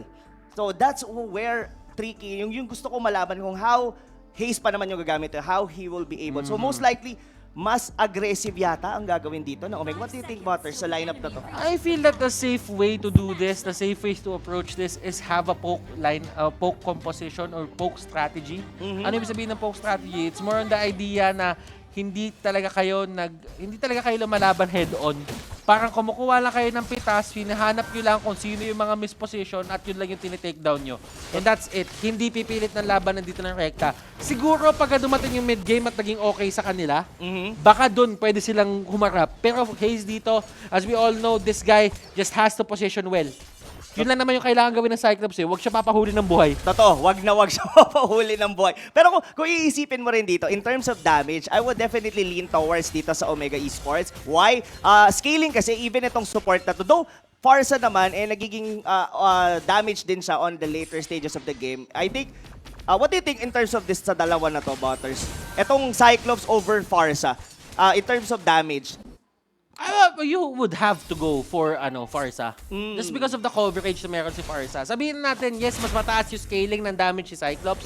Pero that's solely because the reason na single target halos lahat ng skills niya. And pwede naman siya maging AoE. But in a way, kailangan kasi sobrang dikit-dikit na nila nun. And nasa kalaban mo na yun kung gagawin nila. Pero kasi si Farsa kasi ang ginagawa naman niya in terms of damage output, dinidivide niya sa lahat eh. Oo. Saka yung yung single target damage dito ng Omega Esports, sobrang sakit even from the tank itself, of course, dito si Hit. Pero dito na yata yung unang magaganap. Medyo masakit. Kenji, medyo nanganganib. Hindi pa siya level 4 dito mga tol. Pero dun sa may bandang likod, zone out lang sila ni Hit. That was Lusty on the PNK. And yeah, you would look at it in a way na Omega dito is finding their groove kahit papano. Kurtz actually punishing Flapsy. Si Few, alam mo, dalawang naglalaban dito sa baba eh. Oo nga eh. To be honest, ito yung the TZ Brothers na laban eh. Sino bang mas malakas, di ba? Sila Haji C o sila Carl TC? Kung nakita ko nga sa post yun ni Manjin eh. Pick your poison eh. Pick your poison. Pakiramdam ko pick your Z. Pick your Z. Pwede naman. Oo. Pero ito na, mga tol. Well, this is a much slower game compared to game number 1 wherein nag-snowball ang Bren Esports and probably mukhang makakakita na tayo talaga ng laban dito in between these two teams. And I think it's because of the fact din na maganda yung drafting ng gitna ngayon ng side ng Omega. They didn't really put sabihin natin, like kanina, yung mga heroes sila that didn't really have any damage or stunts. Ngayon, may punish sila eh, katulad nito. Oh, yun na yung punish na yun. Pero nakapag-flicker out pa rin naman doon si Few sa may bandang likod. Pero Lusty, hindi siya magiging maswerte. Pero mukhang nahabol pa nila yung nagte-teleport na Farsa doon sa may backlanes. Pero nandito naman si Rivo just to save the day. Kenji, nawala na yung sinaniban but still gonna be getting out on that skirmish sa may gandang gitna. And I guess Omega Esports did making a very good match dito sa game number 2. Okay, it's all about setups. Cards dito will try to get away. Dating magkampe. Oo. Hinambalos ni Hit yung dating yung kampe. Totoo. Saka pupunta, nandito para buti na lang hindi siya doon namatay. Pero ang mamamatay, Flap PC, still gonna live doon sa may palakol. Grabe yung axe dito ni Hit. No? I mean, the damage from the Hilda, kanina yun din yung naging reason kung bakit sila nag-snowball yung Bren, di ba? Sa game number 1. Kasi they almost had, I think that was Few. Pero dito on game number 2, mas ramdam mo rito si Hit. The thing is, nung game number 1 kasi is they didn't really have the best setup. I mean, yung Omega doon, they collapsed in the middle lane pa lang. As early as 2 minutes, as early as the first minute of the game, nagkaroon na agad sila ng problema. Ngayon, si Haji, I think this is a much better game for him considering na nakakuha siya ng kill. Totoo naman. Pero ito, the feathered airstrike will be used. But Flap PC, medyo nabura yata siya doon ng Yuzhong. Pero nandito na yung Dragon. Sa Iha, tinawag na dito. So may bandang likod na ko, Carl TC, medyo nanganganib. But the turtle has been stealed by Carl TC. Pero Rebo, Avatar of the Guardian, just to get out. Pero sabi dito ni GC, hindi kita patatakasin. Dong into the backlanes. May lamang nagaganap. Haze, buburahin muna dito ni Carl TC. And that's gonna be it, mga kaibigan. That's a 1-for-1 exchange. Tingin ko, lumamang doon ng Bren Esports just by having that turtle. This is Kartzi saying hi. Sa mga dati niyang mga teammates. Totoo. Kamusta, Kenji? Kamusta, Haji? Kamusta, Kenji? Kamusta, Haze? Kamusta na kayo, tol? Kamusta na kayo, tol? Eto ako. Ito yung pinag-practicean ko ng sobrang tagal. Grabe. Carl TC's performance dito, I mean, from game number 1, dala pa rin dito from game number 2. Something talaga to note dito. Pero the feather airstrike will be there just to zone out the rest of Omega Esports. Carl TC, still, grabe yung laban. Well, it's still gonna be a back and forth, mga kaibigan. 50-50 pa lang. I mean, in terms of goal, 200 lang ang difference. Pero ito, flicker out from Hit, and takas na siya dito. Now, we're already heading into the mid-game, Butters. Alam mo, going into the mid-game, I would say that Bren Esports has a certain amount of lead in terms of the map control na pinapakita nila, objective control.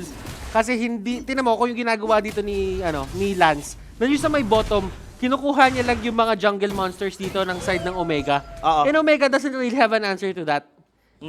Kung sino yung nawalan ng turret sa baba, sila pa yung may lakas ng loob mag-invade dun sa kabila. Oo nga eh. It rhymes. It really rhymes. Pero yun nga, like what Butter said kasi, on the early stages of the game kasi, the mid lane is yung pinaka-importante aside from the side lane. Oo. Pero yun nga, bakit ganon yung nangyari? Sila pa nga yung mas nagiging aggressive. Look at the damage. Feather Airstrike. I don't think na mamamatay dito si Courtesy. Nag-aabang doon si Hit sa may bandang likod.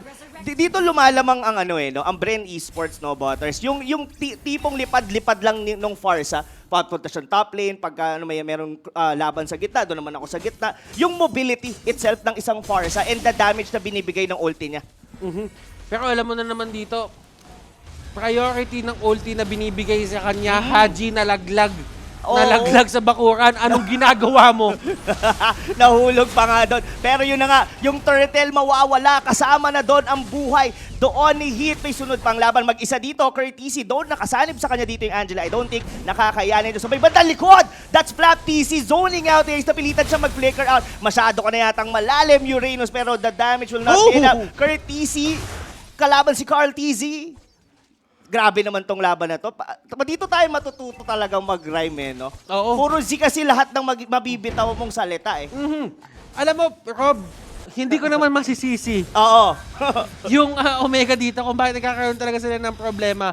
Look at Popol dito and look at Lusty and Rebo, yung performance sila dito on how they actually go in dito sa mapa ng kalaban. Totoo. D-phase check, Rebo punishes a lot of the pick-offs na ginagawa ng Omega. Kaya hindi mo din masasabi na totally panalo yung Omega kapag nakakuha sila ng kills.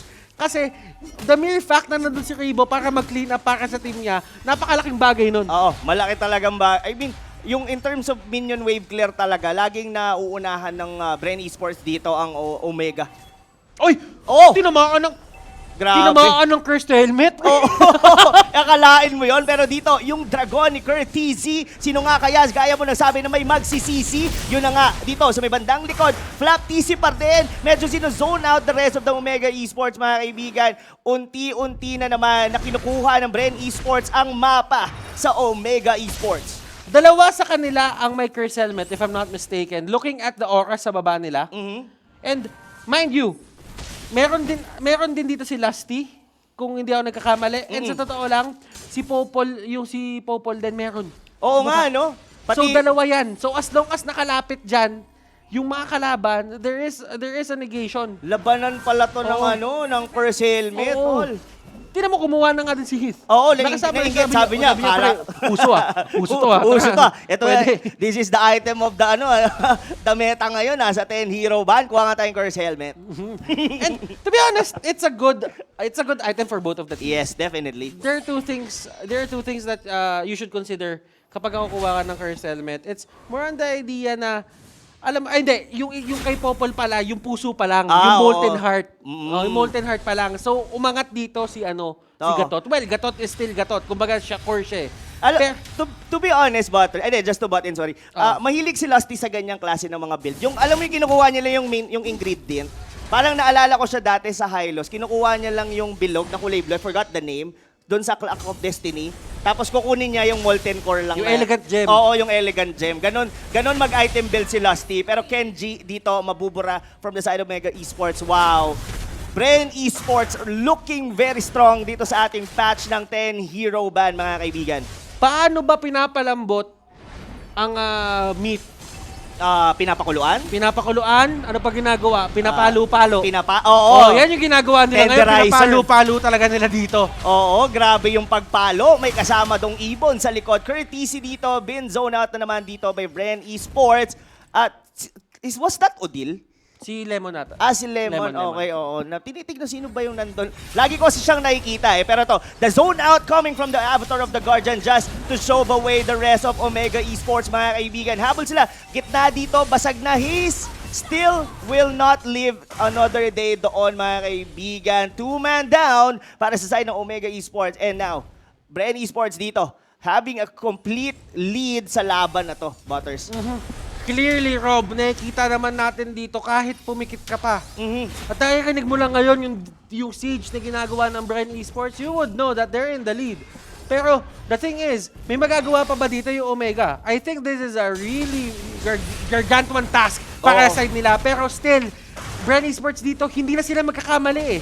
They're just really in it to win it. Totoo yun. They're really in it to win it because dito si Hit medyo mababack out and yan, ubus na lahat ang tier 3 turrets dito ng Bren Esports. Still, they're respecting dito Omega-PH on this well, they still can wait naman. Nandito pa naman yung Lord. And this makes going back dun sa drafting board na that's the reason why they are willing to give the Yuzhong. Because the Farsa, it's much worth it.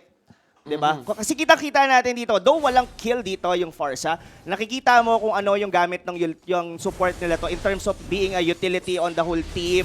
Talagang even pag zone out dun sa Dares eh. Pero dito, looks like Haji doing a Hail Mary play para manakaw dito ang Lord para sa side ng Bren Esports. Ang tanong, magiging successful kaya dito si Haji? Wala na siya halos buhay. Ito yung tinatawag natin, they're pretty much aware of it at this point. Haji, nahuli siya dun sa may likod, pero would it really matter? Yes, it will. Cards! Minute to win it, pero ito na nga mga kaibigan, Courtesy might be going down as well sa kamay ni Carl TZ. Few getting a kill doon sa may backlane, and this might be it. A wipeout for the side of Omega Esports, and that, of course, the teleportation na signature ng Bren Esports will still be there because they already won that match. What a spectacular performance. 2-0 para sa Bren Esports. Clearly, Rob, nakikita natin dito why Bren Esports right now is a really strong team. Lahat ng lanes sila ngayon enabled. Alam nila kung paano gawin yung mga roles nila. They know how to pinpoint kung ano yung dapat nilang gawin. And with the guidance of their coaching staff, I just feel that madami pa tayong dapat i-expect dito sa Bren Esports. Omega, that wasn't really a bad performance. It's just that, sabihin na lang natin, meron talagang factor kasi yung 10-ban setup na tinatawag natin dito na you just have to be prepared.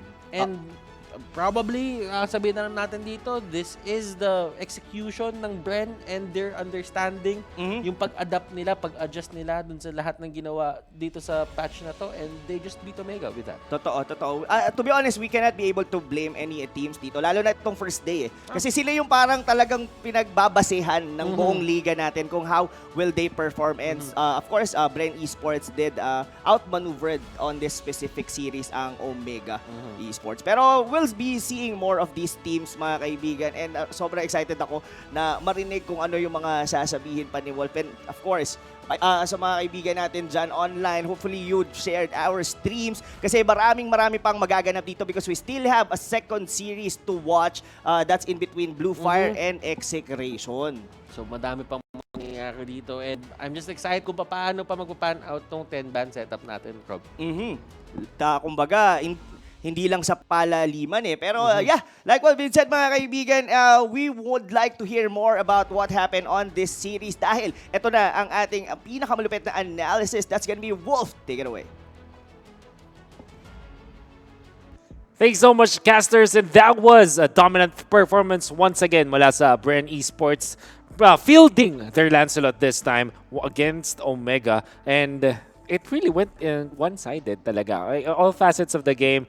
Even when it comes to the draft, you can see na may mga outlier na lamang ang Bren Esports dito over their matchup, which is Omega. And I cannot say na out-draft or anything ang Omega dito. But what we can say is that there are really a lot of ways para gumalaw ang Bren Esports, I'd say. So, kunwari, if we're looking at Omega, they are very dependent on their Angela as well as their Hilda to really amplify itong kanilang lineup. And you're looking at an Angela na core, by the way. This is not a support Angela. What the support is, the additional Cyclops. So, if you're looking at their lineup, siguro ang idea nila dito is to execute their opponents with their Ling as well as their Hilda na merong bonus na factor. Tapos yung taga-whittle down sana ng kanilang kalaban ng damage, ng deal ng damage is your Cyclops as well as your Angela in the form of magic damage. However, you can see that the itemization from Bren Esports really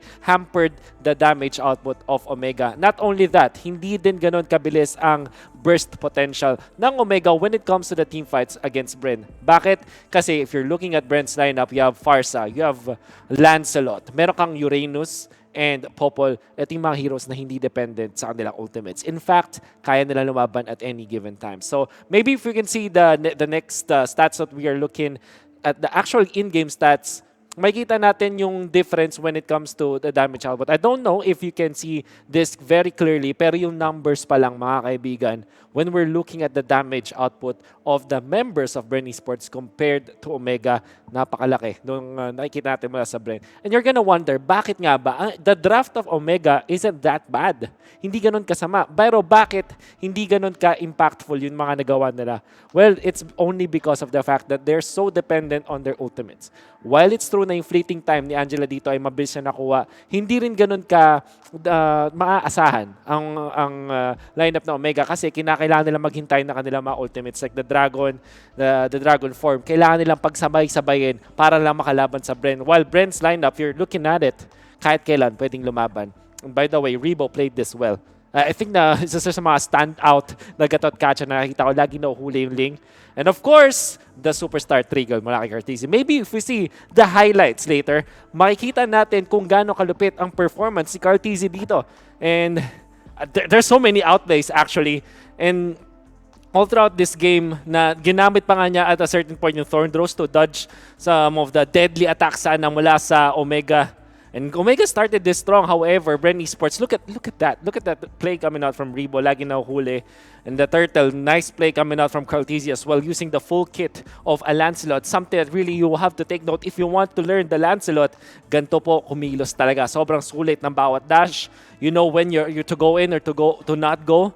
And lagi din yung retribution niya dito on point onto securing those buffs, which is very important for me on the performance of Bren Esports. To be honest with you guys, there's not much to see after those early highlights dahil alam natin that this is one-sided in favor of Bren Esports. And we can attribute that to a very good start as well as the fact that Bren Esports, each player, alam nila yung role nila. For example, they know that they need few to deal the damage and the added vision coming out from the feathered airstrike. Diba pag nag-feathered airstrike ka, may extra vision ka.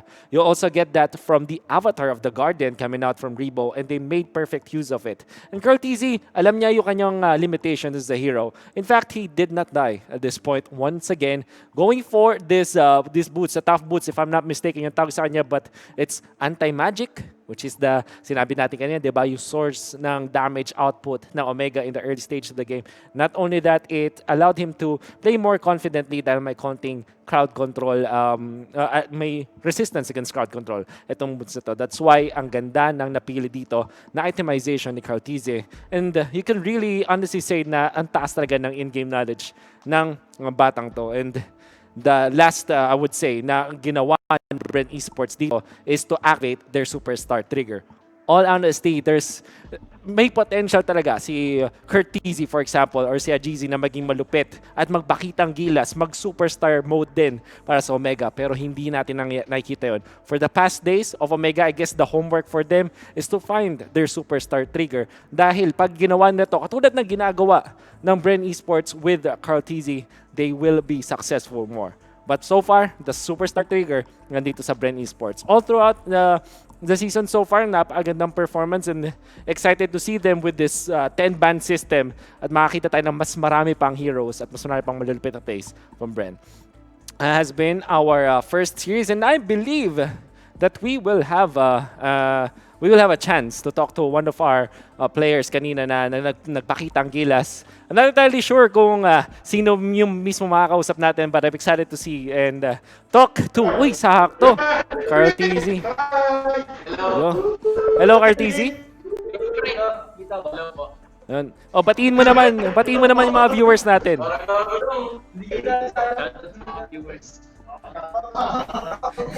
Ganun lang, Okay. Cartesi, ano ba ang sikreto mo? Bakit napakataas palagi ng KDA mo at bakit mahirap kang patayin? Hirap yan. Mataas yung KD kasi napoprotect ako ng kapatid ko.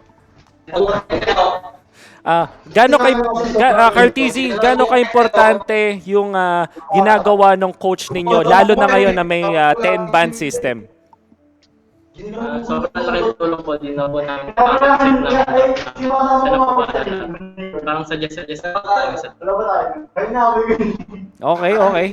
So mukhang mas gusto ba yata magsalita ng mga teammates niya. Pero siguro before we end, Cartizzi, any secrets na gusto mong i-reveal sa mga viewers natin ngayon kung bakit ang lakas ng Bren Esports ngayon? Ano ba ang sikreto ng Bren? 8 hours a day practice script lagi. Hindi na dapat. So, di ako nag-iisip. Mahirap mag-isip. Nag-iisip na Okay. Cartizzi, siguro last message na lang sa mga viewers natin at sa fans at syempre invite mo silang manood pa ng laban ng Bren Esports. Thank you sa support. Tuloy siya kami support at shoutout sa mga viewers na kayo. Okay. Thank you so much, Cartizzi. Congratulations on that 2-0 win over Omega. At good luck sa inyo. That was your superstar, the child prodigy. Lagi natin sinasabi about Cartizzi. We know that he's one of the strongest players out there. At what we really like about Cartizzi is buo yung loob niya. I mean, I think that when pag tinanong natin yung mga viewers, kahit yung mga analysts natin, even the coaches, they say that Cartizzi is one of the most confident players out there. Hindi lang ngayong MPL Season 6, but even in the past seasons, when we see him, he really pops off. And I think that's very important for Bren Esports, and that's something that they can utilize all throughout the season. By the way, guys, we have our giveaway codes at meron pa tayong bonus code natin dahil balita ko ang daming sumasali sa ating mga giveaways, sa ating mga promos. And I think that if you continue to submit your entries consistently sa ating mga contest, you'll have more bonuses for sure. So, sali lang sali. But that has been our first series. I believe that we still have one featured match. After this, for now, we're gonna be hopping into the break. But before that, why don't we thank the entities that made this possible? MPL Season 6 is brought to us by our official sponsor, our tournament telco partner, Smart, and forge stronger bonds with your team as you conquer the battlefield with Smart Giga Games. Enjoy 1 gigabyte of games all day for Mobile Legends, Facebook Gaming, and more. Just dial *123# and choose Giga Games 99. Of course, MPL-PH is also brought to us by official sponsor, Realme. I believe na meron na tuloy-tuloy pa rin yung ating hashtag Dare to be Realme. Realme is celebrating the first Realme Fan Fest and the hashtag Dare to be Realme campaign. Visit their official page at fb.com/Realme Philippines to know more. MPL-PH Season 6 is also brought to us by our official sponsor, Gillette. You can get up to 50 diamonds with every purchase of Gillette's Mac 3 Razor, Vector 3 Razor, or Blue 3 Simple Force Pack in select Pure Gold doors nationwide. Hashtag Shave the Day with Gillette. Of course, MPL-PH Season 6 also brought to us by our partner in esports, PayMaya. I believe that you can get up to 7% balikbayad when you purchase your gaming pins via PayMaya, the better way to pay. Promo runs until August 31. Also, MPL-PH Season 6 also brought to us by our partner in esports, TikTok. Just search MLBB in TikTok and get a chance to win skins, premium skins. Napakadali lang mga kaibigan, search lang yung MLBB sa TikTok. MPL-PH Season 6 also brought to us by our official gaming headset partner, Logitech G, You're Like a Pro. And MPL-PH also brought to us by and powered by Moonton. Mga kaibigan, that's just our first series of the day, our double header. We're going to be featuring another incredible match for sure. And before that, why don't we celebrate by watching the top 5 plays of the previous series. Kita-kits!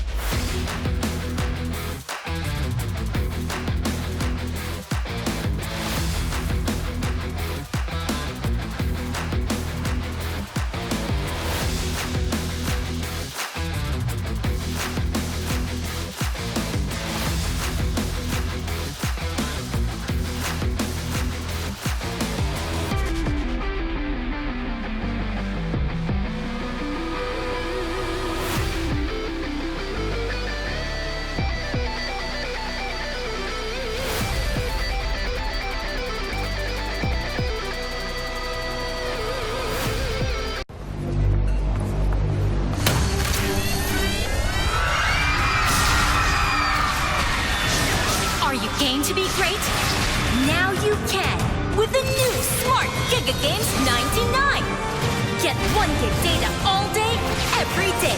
For Mobile Legends and more. Game to be great with Smart Giga Games 99.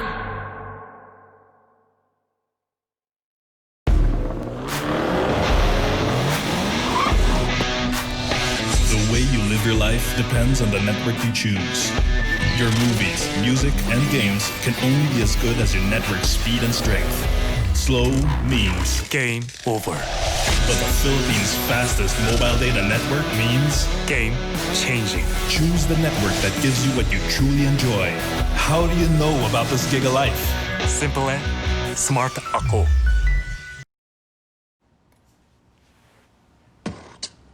When uncertainty is our reality, we rise above with the things that matter. Gigafy happiness.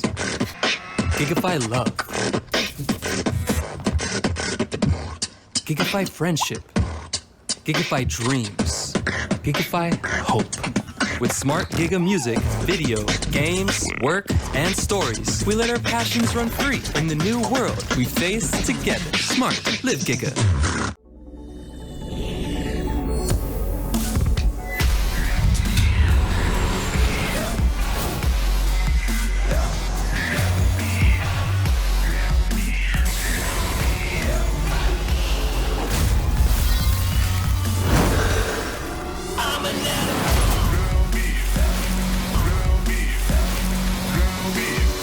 Realme smartphone. Dare to leap.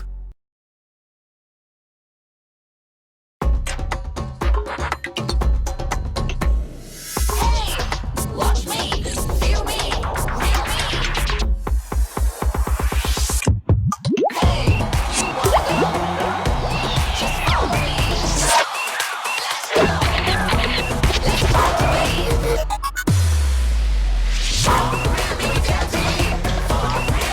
me. Realme Watch. Time to be smarter. Realme Dare to leap.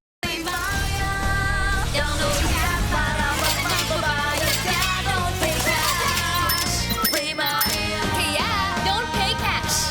Pay Maya. Para may balik bayad ka.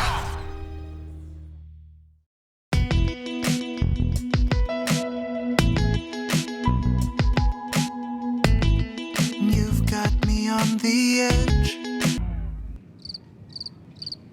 Legit, right? Not quite. Just like your disposable razor. It's time you switch your disposable razor for your legit first shave so you can be every bit legit. Gillette Mac 3. For a closer shave, less irritation, switch to Gillette Mac 3.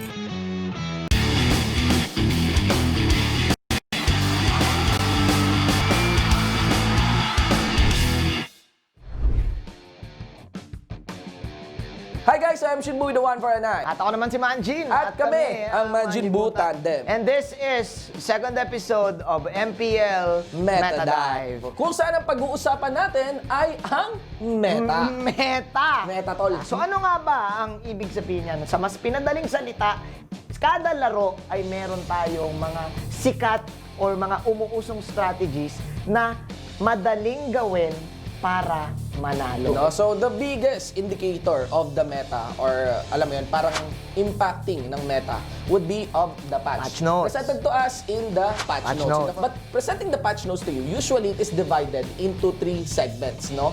You have a buff, meaning pinalakas. You have the nerf, meaning pinahina, and you also have some adjustments. No? Ang magandang talakayan natin dito ay ano-ano nga ba yung mga usong metas per season. Simulan ko na. Simulan mo na, per tol. season ng MPL Season 1, favorite hero ng lahat, Funny. Bakit? Kuya Shinbu, siya lang ang may pinaka-unique na kit sa lahat. Mabilis yung rotation, mabilis nakaka-response, and malakas din yung damage. I would describe Season 1's meta, aside from the Funny, as a meta or a season of kills. A season of kills. Kung saan napaka-popular ang mga assassins at hindi ganun kasikat ang mga support. Actually, hindi talaga. Walang pumipili ng support para Manjin, di ba? So ayun nga yung Season 1. Question, ano ba yung naging meta ng Season 2? Of course, the Season 2 meta, paring Manjin, has been characterized of the buffs that was done on the front line and the direct nerfs doon sa mga assassins ng Season 1. Isa sa mga pinakamalaking indicator ng naging meta for Season 2 compared to Season 1 would be of Selena and Kimi. Yes. Because they can dish out good damage from a very safe distance. So meron kang damage na Kimi na simula hanggang malayo pa lang. Tapos meron kang 3-second arrow stun. Yes. Na nagmula sa Selena, na ikaw na rin nagsabi, pwede ka magtimpla ng kape. Kada tatamaan ka ng pana ni Selena. And isa yun sa mga naging paraan ng team ng Signal Ultra para manalo ng championship. With that, Kuya Shinbu, after Season 2, nag-evolve na naman yung game. Pumasok yung Season 3. Nung Season 3, nagkaroon tayo ng kakaibang approach na naman sa meta. Mas lalo ulit binawasan yung damage ng mga burst heroes natin. At din, mga team fights ay mas mahahaba. Matatagal, Oo, matatagal. Kasi talagang ang taas na naman ulit ng mga buffs and changes pagdating sa prolonged team fights in the form of fighter. And mind you, dahil doon sa mga fighter setup at mas matatagal na laban ng mga teams, parang mas naging safer din yung laruan ng mga teams. Mas natuto na sila mag-objectives. Yes. And pinakita yon ng Archangel. Yeah. Look at this. Ang baba ng score nito, 10 minutes, pero ganyan lang, 12-2. Medyo stamp na kasi to. Pero ng mga bandang early, medyo safe ang laruan nila. You know what, Kuya Shinbu, since siningit mo na yung mga supports, papasok na tayo sa meta ng Season 4. Ano pa ba ang mga kit ng supports na nagpapaganda rin sa kanila? Yung kanilang mga battle spells. At isa sa mga battle spells na gamit nung Season 4 ay ang best battle spell. And look at this, the arrival battle spell. After na pumasok yung battle spell na yan with, actually playoffs din ata, nagkaroon ng update yan Yan din yung naging game changer sa buong playoffs. And again, I just also want to characterize that Season 4 revolves more on the macro. Macro playstyle. Meaning, pinokonsidera na yung iba't ibang bahagi ng mapa. Season 5, I think, nagkaroon ng parang pinakasikat na meta and unti-unti na rin natututo yung mga players natin from ranked games and yung mga other teams na ito yung gagawin natin itong meta. Ang tinatawag nating funnel strategy. At natutunan ng mga players na paano kaya kung ibigay natin sa isang hero lang lahat ng jungle camps? Makakakuha kaya siya ng mataas na levels kaagad? Makakakuha kaya siya ng napakalakas na power spike kaagad? At dahil nangyaring natutunan nila yon at tinanong nila, yun yung naging strategy. Ngayon lang talagang Season 5 nagkaroon ng emphasis on getting that one hero to be really fed and become strong in leading your team to victory. Ganon na nga guys, nag-e-evolve ang meta sa buong 5 seasons ng MPL. Well, that has been the meta review for all our 5 seasons, ladies and gentlemen. And tama nga paring Manjin, things are just getting more and more exciting and legendary for the ongoing meta of MLBB. Once again, kami yung naging host for this segment. I am Shimbu, the one for an At ako naman si Manjin. And magkita-kita tayo sa susunod na episode ng MPL's Madami.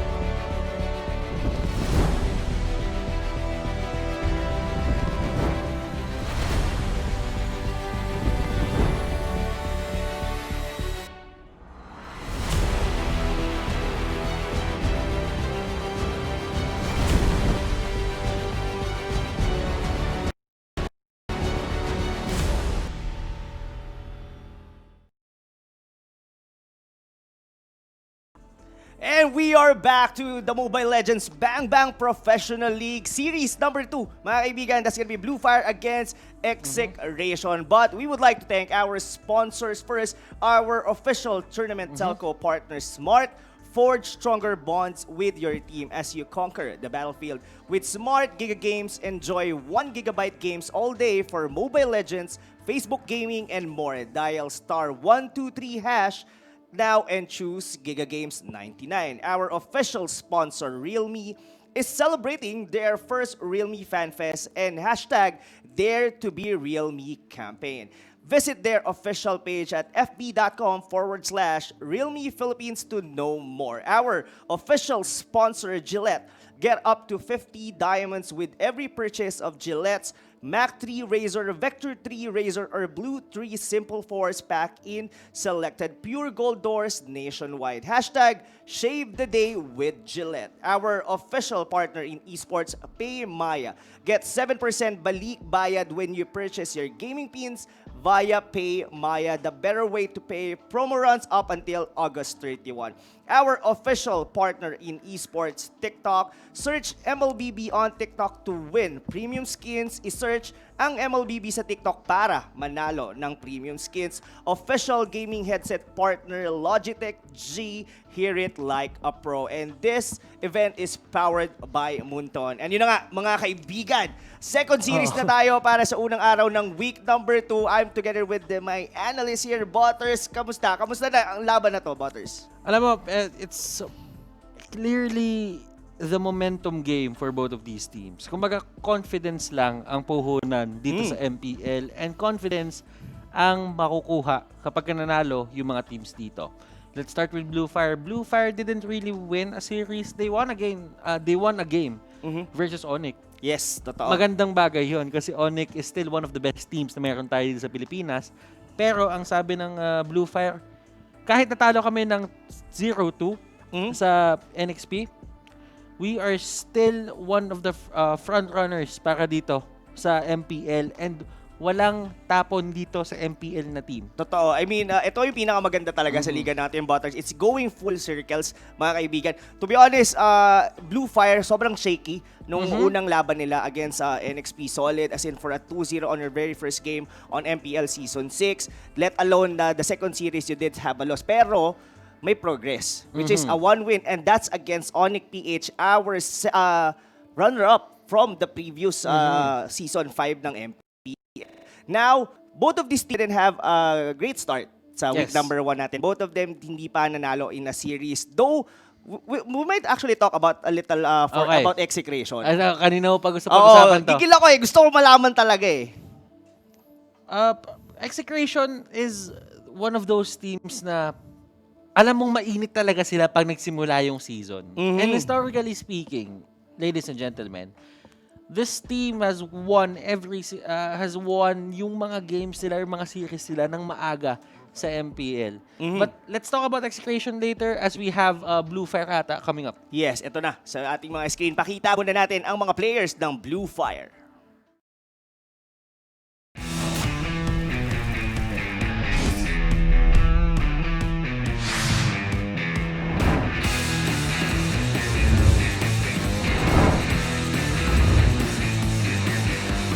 Before ng MPL, nag-aaral ako sa UP Diliman. Ang course ko is Sports Science. 1 year na lang. Nagka-baby ako. So after nun, doon dumating yung MPL. So parang naging better opportunity siya and better future. Kaya ginrap ko siya. Dati pabigat ako sa pamilya ko. Tapos ngayon, pabigat na rin ako sa team ko. Ngayon nakapasok ako. Nagka-chance ako na ma-prove na may kwenta din ako. Yun yung passion ko siguro maglaro. Tapos imbis na naglalaro ako nang di ako kumikita, pinasok ko itong pagiging pro, easy money. Dati po pinapanood ko lang po sila. Parang gusto ko rin pong itry na makatapak po sa MPL stage po. Hirap din mag-disappoint ng mga tao na naniniwala sa'yo.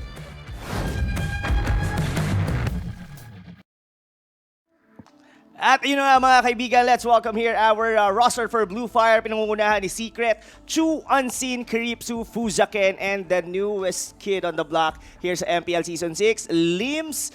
Wow, what a minute to meet tong team na to, Butters. If something na pwede kong sabihin that consistent, pabigat daw siya. According to him, hindi lang sa team niya, pati sa pamilya niya. What can you say about that, Butters? Ako yung nag-interview kasi sa mga teams na to, dun sa certain area na yon, and dun sa certain minute to meet na yon. And I know for a fact na itong Blu Fire, napaka-chill nilang team. Si Lims, sabihin natin, medyo hindi pessimistic yung mga sagot na naging pabigat siya sa team niya.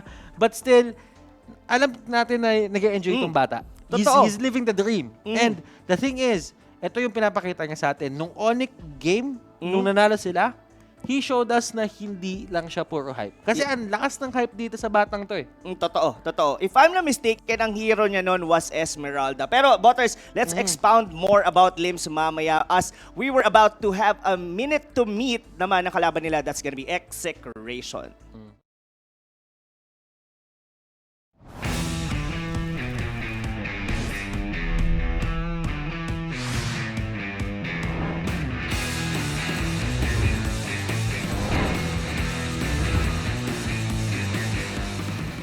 Yung wala pang ML schoolboy pa ako nun College ako nun. Nakita ko sa Facebook yung yung Mobile Legends. After nun siguro Season 2, nagkaroon na yun, naglaro na ako ng Mobile Legends.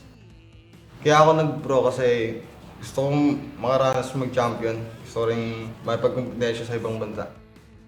Para sa akin, kaya ako nag-pro kasi bago ako mag-Mobile Legends, naglalaro na ako na more on MOBA, yung MOBA games yung nilalaro ko. Gusto kong makipag-compete, gusto kong manalo ako sa ganito. Maging competitive ba? Kasi kailangan mo talaga sumagal pag gusto mo yung isang bagay. Kasi hindi mo agad yung makukuha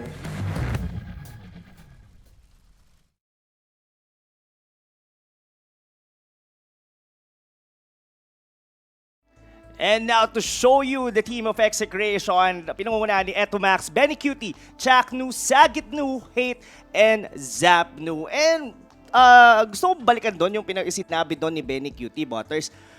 How competitive na ba sa tingin mo si Benny Cutie dito sa ating liga?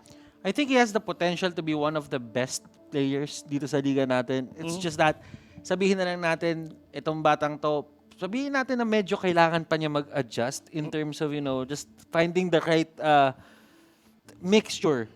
Kumbaga, sa pagiging aggressive at pagiging passive. Because at times, he could be really passive, at times, he could be really aggressive as well. So, kapag nahanap niya yung certain mixture na yun, I think Benny Cutie really has the potential to become one of the best players dito sa may liga natin. And etong batang to, mind you, may trivia lang ako, well-articulated sa lahat ng sinasabi niya, napakagaling magsalita na itong batang to. And sobrang seamless nung interview namin pag siya yung kinakausap ko. Kumbaga, straight to the point. Straight to the point. Nakikita mo yung sinabi niya kanina, gusto niya maging competitive. He gave it. Yung take na yon, usually, isang take lang yon. Siya yun. Okay. Siguro, I have to take note of that just in case na magkaroon na tayo ng MPL Arena at yan yata yung mga magandang ma-interview in front of the stage si Benny Cutie. Pero, siguro, balikan natin ng konti as we were looking on the screens right now. On the game nila against PH, what do you think about Zapnu not playing dito sa squad ng Execration ngayon? For the longest time, sinasabi kasi ni Zapnu that he really wants to, step down and focus on drafting. Kasi Zapnu, as we all know, is a veteran ever since Season 1. And kung papansinin mo dito, from that Season 1 roster from Obs Gaming, wala na siyang kasama dito. Siya na lang yung natitira. As well as, may madami nangyari yan si Ribo. Ribo, siya na lang halos yung natitira sa Bren. Oo nga, no? Yung kumbaga si OG. Si EJ. Pero kasi si EJ, nasa AE Valkyrie dati. Totoo. So, kasi it was 666 yung 6-man ng Ethermin way back pero Season 1. Pero yung nag-championship lineup, siya na lang yung natitira dun sa Bren Esports. Now, the thing is, Zapnu talaga, yun talaga yung fino-focus niya. Sabi niya, gusto niya na mag-stick to developing these players. He wants to stick to, drafting, all in all.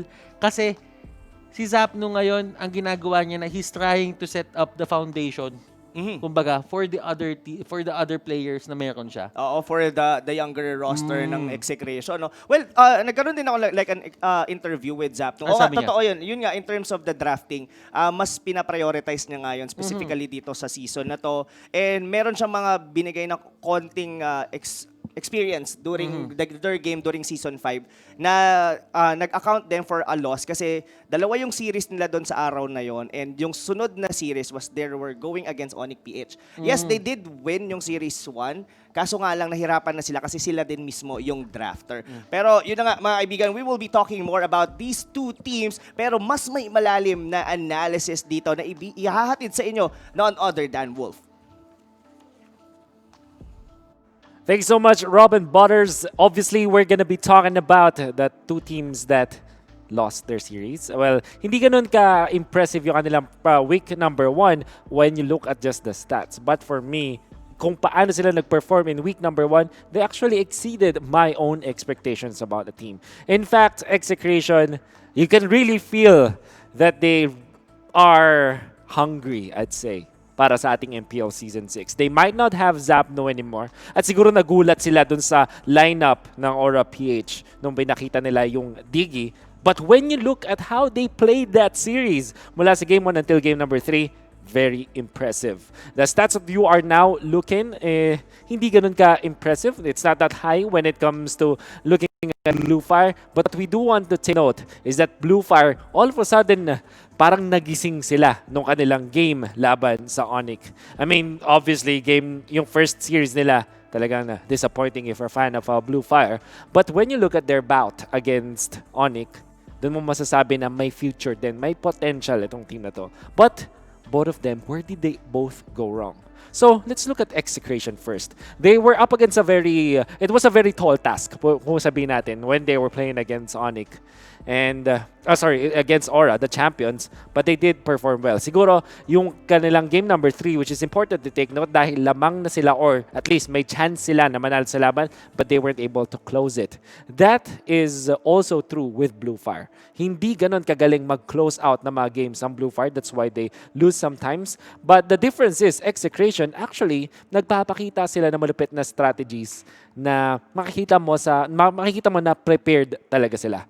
Like, the way that they execute in the early stages of the game during their match against Aura, you kind of feel like they are indeed prepared. And they know how to react. And not only that, ang ganda rin ng performance individually ng kanilang mga players. That's one thing to take note. Now, for Blu Fire, I did have a chance to talk to one of their members, and they did say na prepared din talaga sila. Na pinaganda nila to in their scrims perhaps or during their ranked games. However, bakit hindi nag-translate lahat na kanilang pinapare dun sa kanilang mga laban? It's probably because of chemistry. For me personally, there's no stat line that I can show you right now that can prove my point. But if you look at their games, if ni-replay mo yung mga laro dito ng Blu Fire, nafe-feel mo yun eh. They are very good when it comes to individual plays. At a certain point, mafe-feel mo yung camaraderie ng team na magtotropa sila. But when it comes to actual chemistry onto syncing their skills, dun tayo makakita ng konting disconnection. And that's one thing that Blu Fire might be able to fix. Now, looking at the player head-to-head match, it's Limbs versus Hate.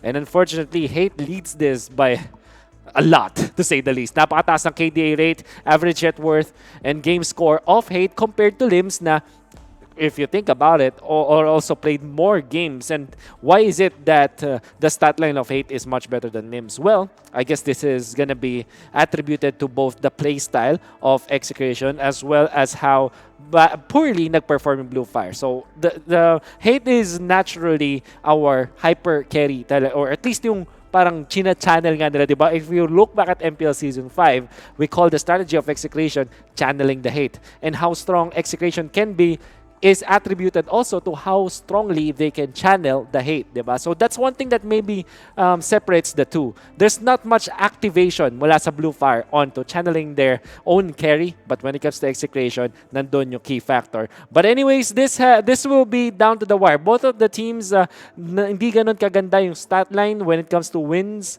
over losses, but maybe this time they can correct kung yung kanilang stat line heading to this series. Let's see what will happen in this best of 3 match. Again, back to the casters. Yes, at ano nga kaya ang mangyayari dito sa series na to, mga kaibigan? Our final series of the day number 1 ng ating week number 2. Gusto ko yung sinabi, no? Channeling the hate, daughters. What do you think about that? Alam mo, ito kasi si hate nakikita ko dito yung dating Carl Z. Yung Finesse Solid Carl. Way back season 2. Season 2. Oo. Na kaya mag-work ni Carl in the favor of his allies.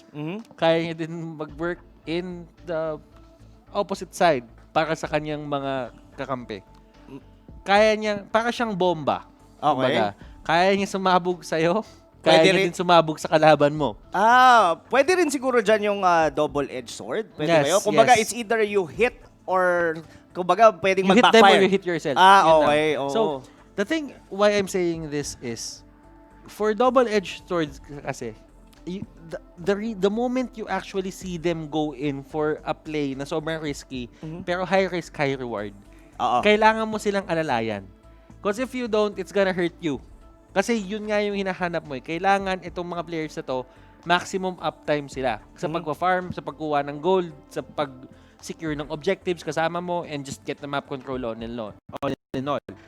Pag hindi mo nagawa, that's usually gonna hurt you in ways na they're just, they're gonna get picked off in the places na, alam mo yun, hindi naman dapat sila mahuli, pero dahil kinuha nila yung isang malaking play na yun and they decided to just go for it, it's gonna hurt you in the middle of the process. So, the thing about Execration dito is they have to channel the hate wisely. Kumbaga, channel the hate in a way na kapag ka si hate pumasok na, dapat lahat kayo ready na din pumasok. Oo, parang choose your battle wisely. Choose your battle wisely. Yeah, well, I totally agree with that. And as well, siguro ito kasing team ng Execration, the way I see this team, ito yung parang instinctive type ng team sa MPL. What I mean na instinctive type, mga kaibigan, is that etong mga players na to, hindi lang gumagalaw only on shot calls. Even, alam mo yung pag like Chuck no, nandito to sa brush na to or sa bush na to, hate already knows kung gaano yung pwede niyang, gaano siya kalalim pwede pumunta. Kasi he already know na nandun si Chuck no, regardless of the shot call is nandun yung kasama niyang tank, tutulungan siya na nun. At yeah, and the rest gonna be history. Let's talk about Etomax dito. Etomax, I think, probably the most improved player for the side of Execration. At mukhang nagti-TikTok pa siya. Oo, mukhang nagti-TikTok pa siya. At malakas mag-TikTok to si Patrick. Talaga? Malakas mag-TikTok yan. I see. Kaya nga laging nasa story niya yung TikTok niya tapos gaganon ko. Okay. Sabi, lakas mo naman, Lods. Grabe pala to si ano. Alam mo sinabi niya, pre. Sige. Ano yun? Papawis lang. Ay! Basic lang, no? Binibasic lang. Papawis lang. Eto, Max pala, sana all. Pero yeah, well, ito naman on your skills, mga kaibigan. Of course, the bootcamp ng Blu Fire, mukhang relax. Bakit si Unseen parang talagang iniisip niya na talaga yung mangyayari sa laban nila, no? But the rest of... May lang ako sigurong nakita sa kanila, Butters, na wala si Unseen. Headband. Tama. May stats kasi yan. Great analysis. Kumbaga, parang skin, plus 10. Oo. Plus 10 attack, Totoo. plus 100 HP. Sa ibang game, may plus 2 AG nga yan eh. Oo, may ganon. Tama naman. Well, kidding aside, mga kaibigan, at least, nakikita na natin sila. Kasi yung week number 1, there's a part of the MPL na kulang eh. Kasi we're not seeing the players itself eh. Diba? Pero ngayon, of course, MPL did provide our teams na makita even with this pandemic that we have, napapanood natin sila na mismo maglaro on their respective bootcamps. Yeah, man, we're seeing right now si Crypt, si Secret, si Unseen, and si Lims. Hindi natin nakikita si Chu. Doon sa may screen natin, but I think si Chu nandun lang siya sa may likod. Totoo. May isa akong gustong what do you think about putting Fuzaken on the squad? Kasi definitely hindi pa siya naglalaro. They already had 2 series. Ito pa rin yung main squad nila, and I doubt na si Fuzaken yung isa kasi almost nandun na nakalabas yung support. Of course, that's Unseen. Si Cripso gonna be the main tank. Now, Fuzaken most likely hindi maglalaro on this series. What do you think about putting Fuzaken on the 5-man ng Blu Fire? It would actually put them in a spot na kailangan nilang mag-adjust ulit. Kasi if ever pasok si Fuzaken dito, mawawala si Crip. Possibly. Si And Crip. pareho kasi role nila. Si Fuzaken is really known to be a tank, yung hard tank talaga na talagang humaharap sa lahat. And I think in a way, Fuzaken dito is more aggressive in terms of just being a tank. Okay. Kay Crip. Si Crip kasi kahit paano medyo nagpo-pullback pa yan sa mga bagay-bagay. And kung paano siya gumalaw and kung paano siyang mag-set up ng mga kills niya. He's a very calm and calculated person. Pero pag alam niyang pwede niya kunin yung kill, kukunin ngayon.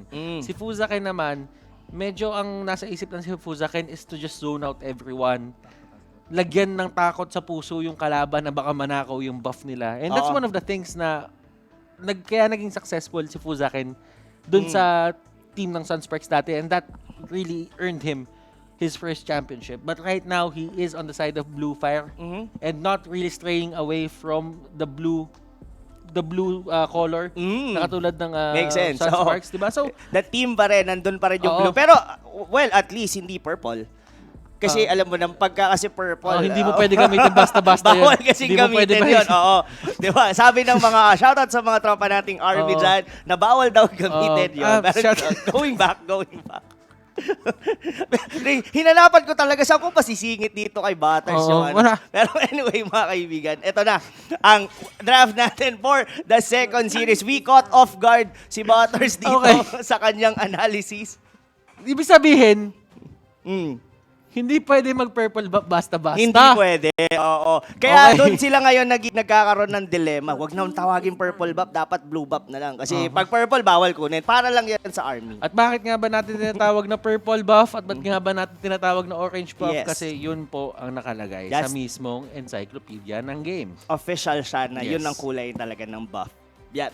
Pero yung army pa din ang dapat daw kumuha nun. Pero masyado na akong makulit, mga kaibigan. Ito na, first band dito, Blu Fire, that's gonna be Kufra and Selena, no? Pansin ko dito sa mga games natin, even on the Bren Esports bands, talagang hindi na pinalulusot ang Selena. Sa totoo lang, I'm actually surprised na hindi nila binaban yung Farsa instead of Selena.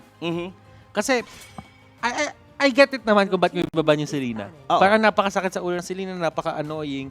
But at times kasi if you can shut down the Selena, ang hirap bumawi as a Selena player.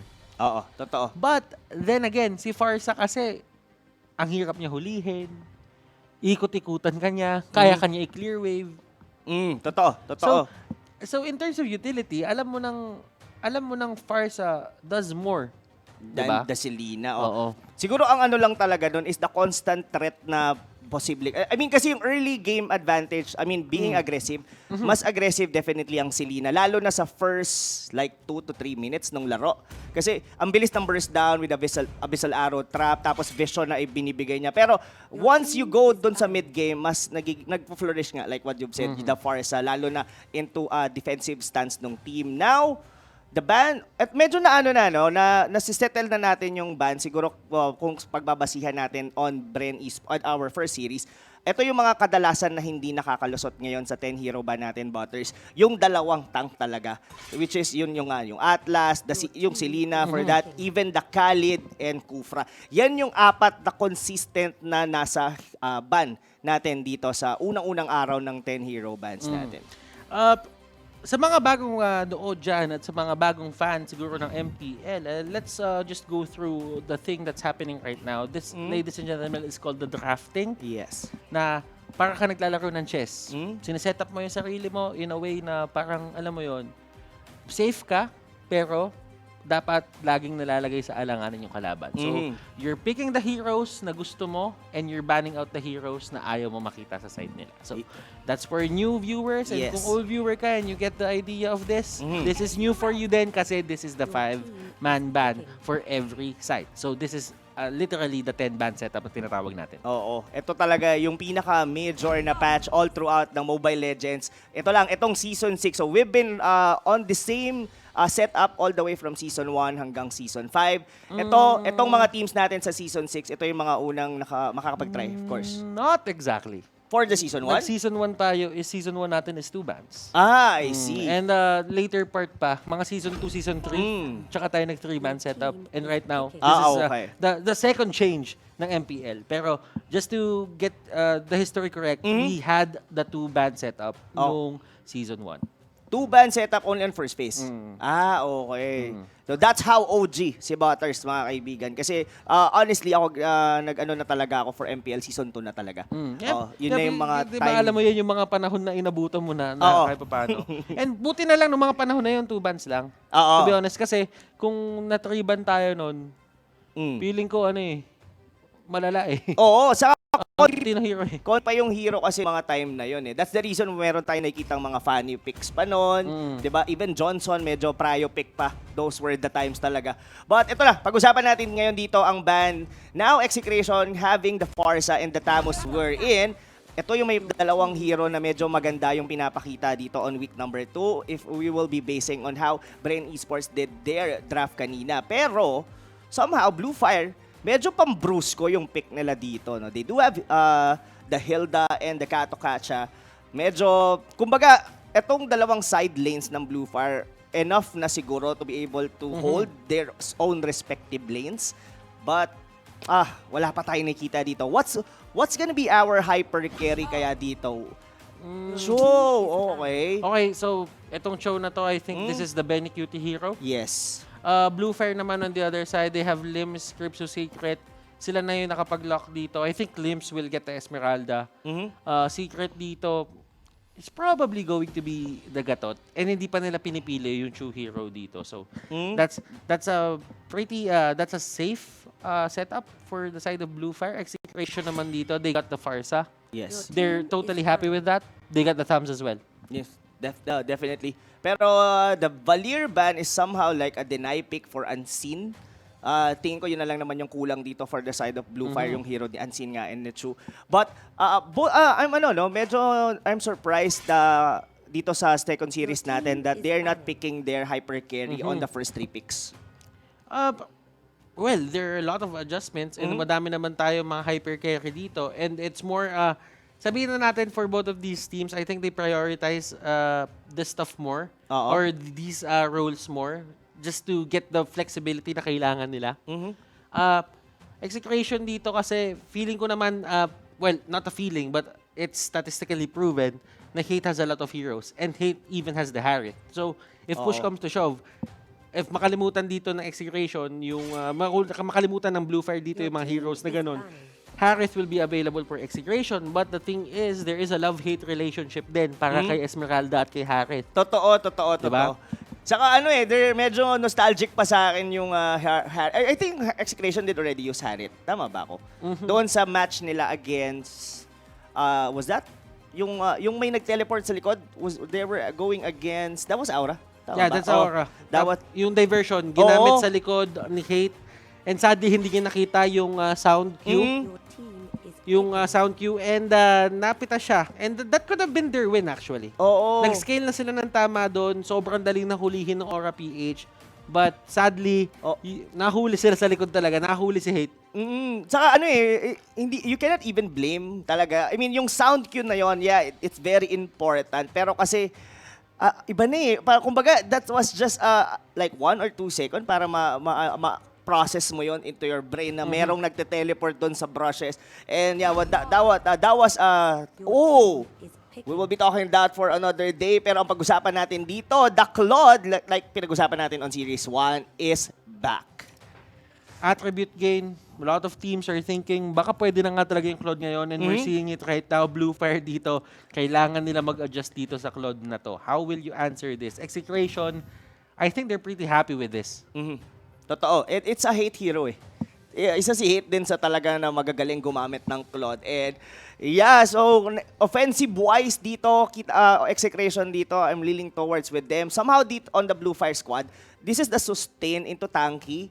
Kaso kasi, pag nag-scale ng tama yung Claude, regardless how tanky you can be, kayang-kaya eh.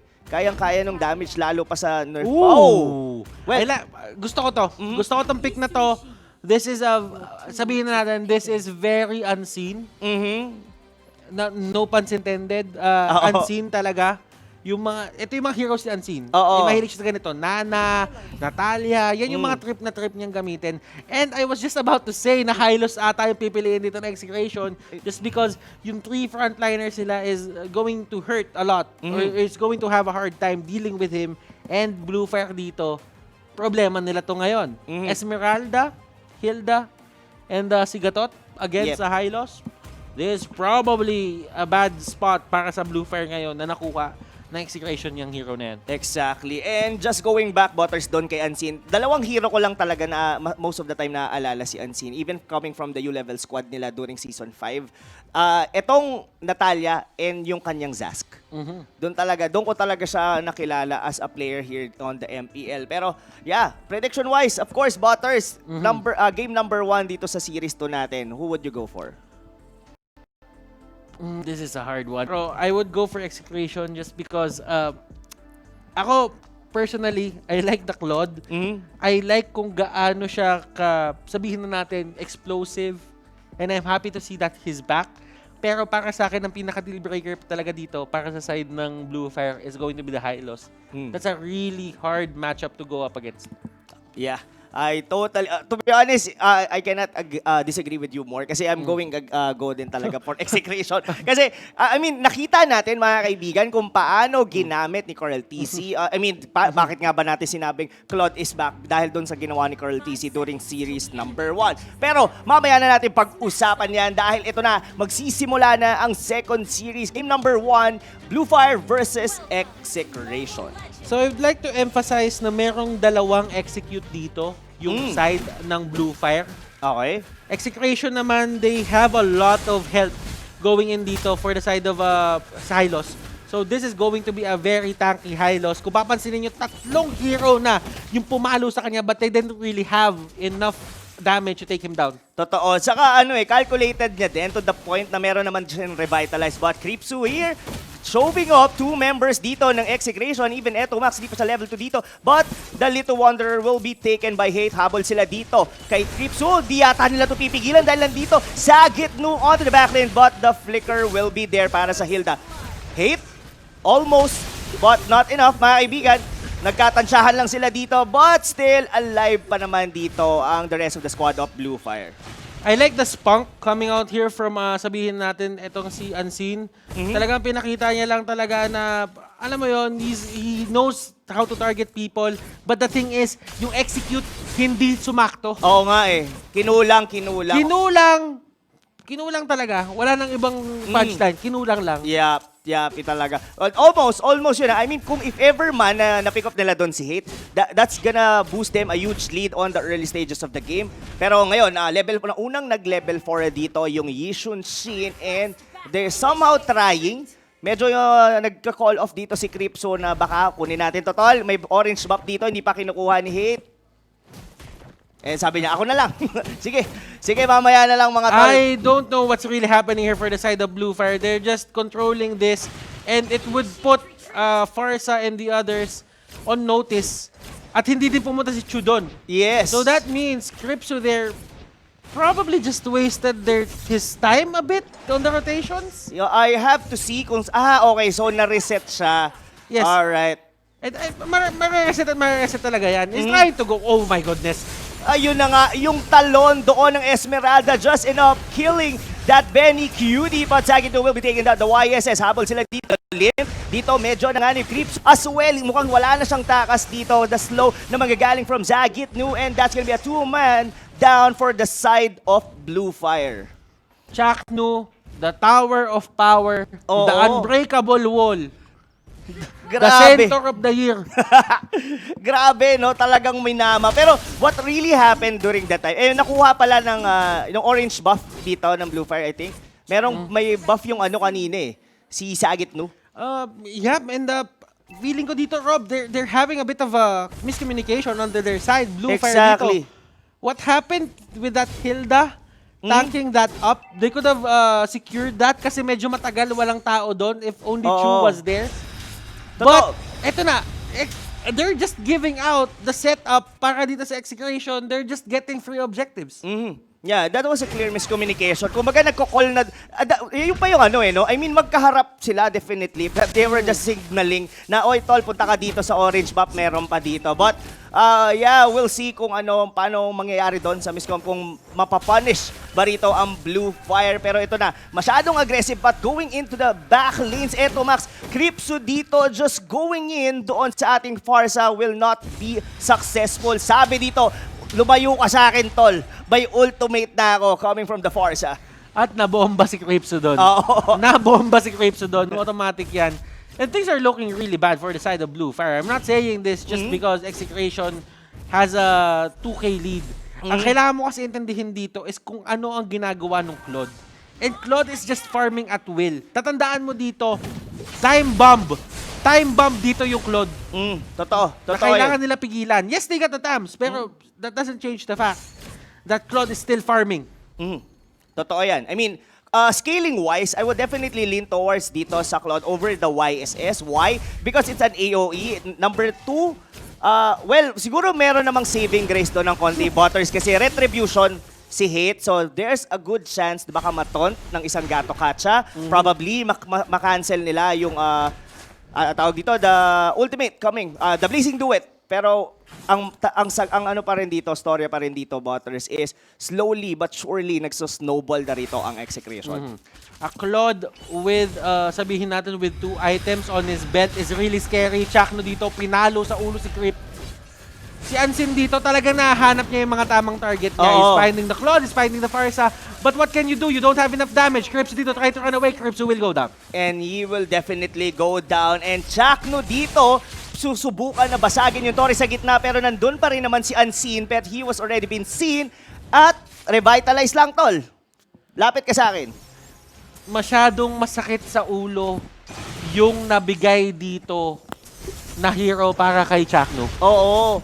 Parang nahirapan sila dito na pasukin. Yes, nawala yung dalawang S-tier tanks natin, the Kufra and the Atas, but the Hylos is still there. Pero ang ano talaga dito, no, collaborative talaga din yung damage dito. The whole squad, yes, napipick up nila doon sometimes yung TAMs, pero yung threat ng Execration nandun pa rin. I mean, each and every hero, even Eto Max, is not even dying kahit siya yung tina-target nung ni Unseen and even ni Cripsu.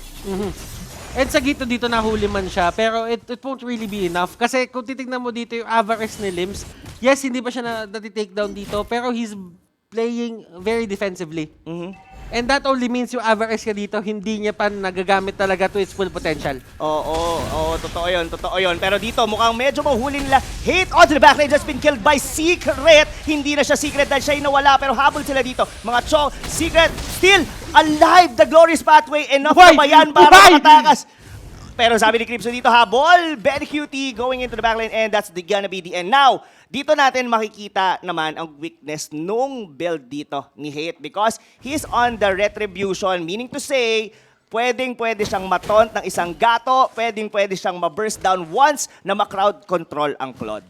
That is true. Walang Purify, walang Flaker, no extra means to escape. But this is the Gillette instant replay, hashtag shave the day.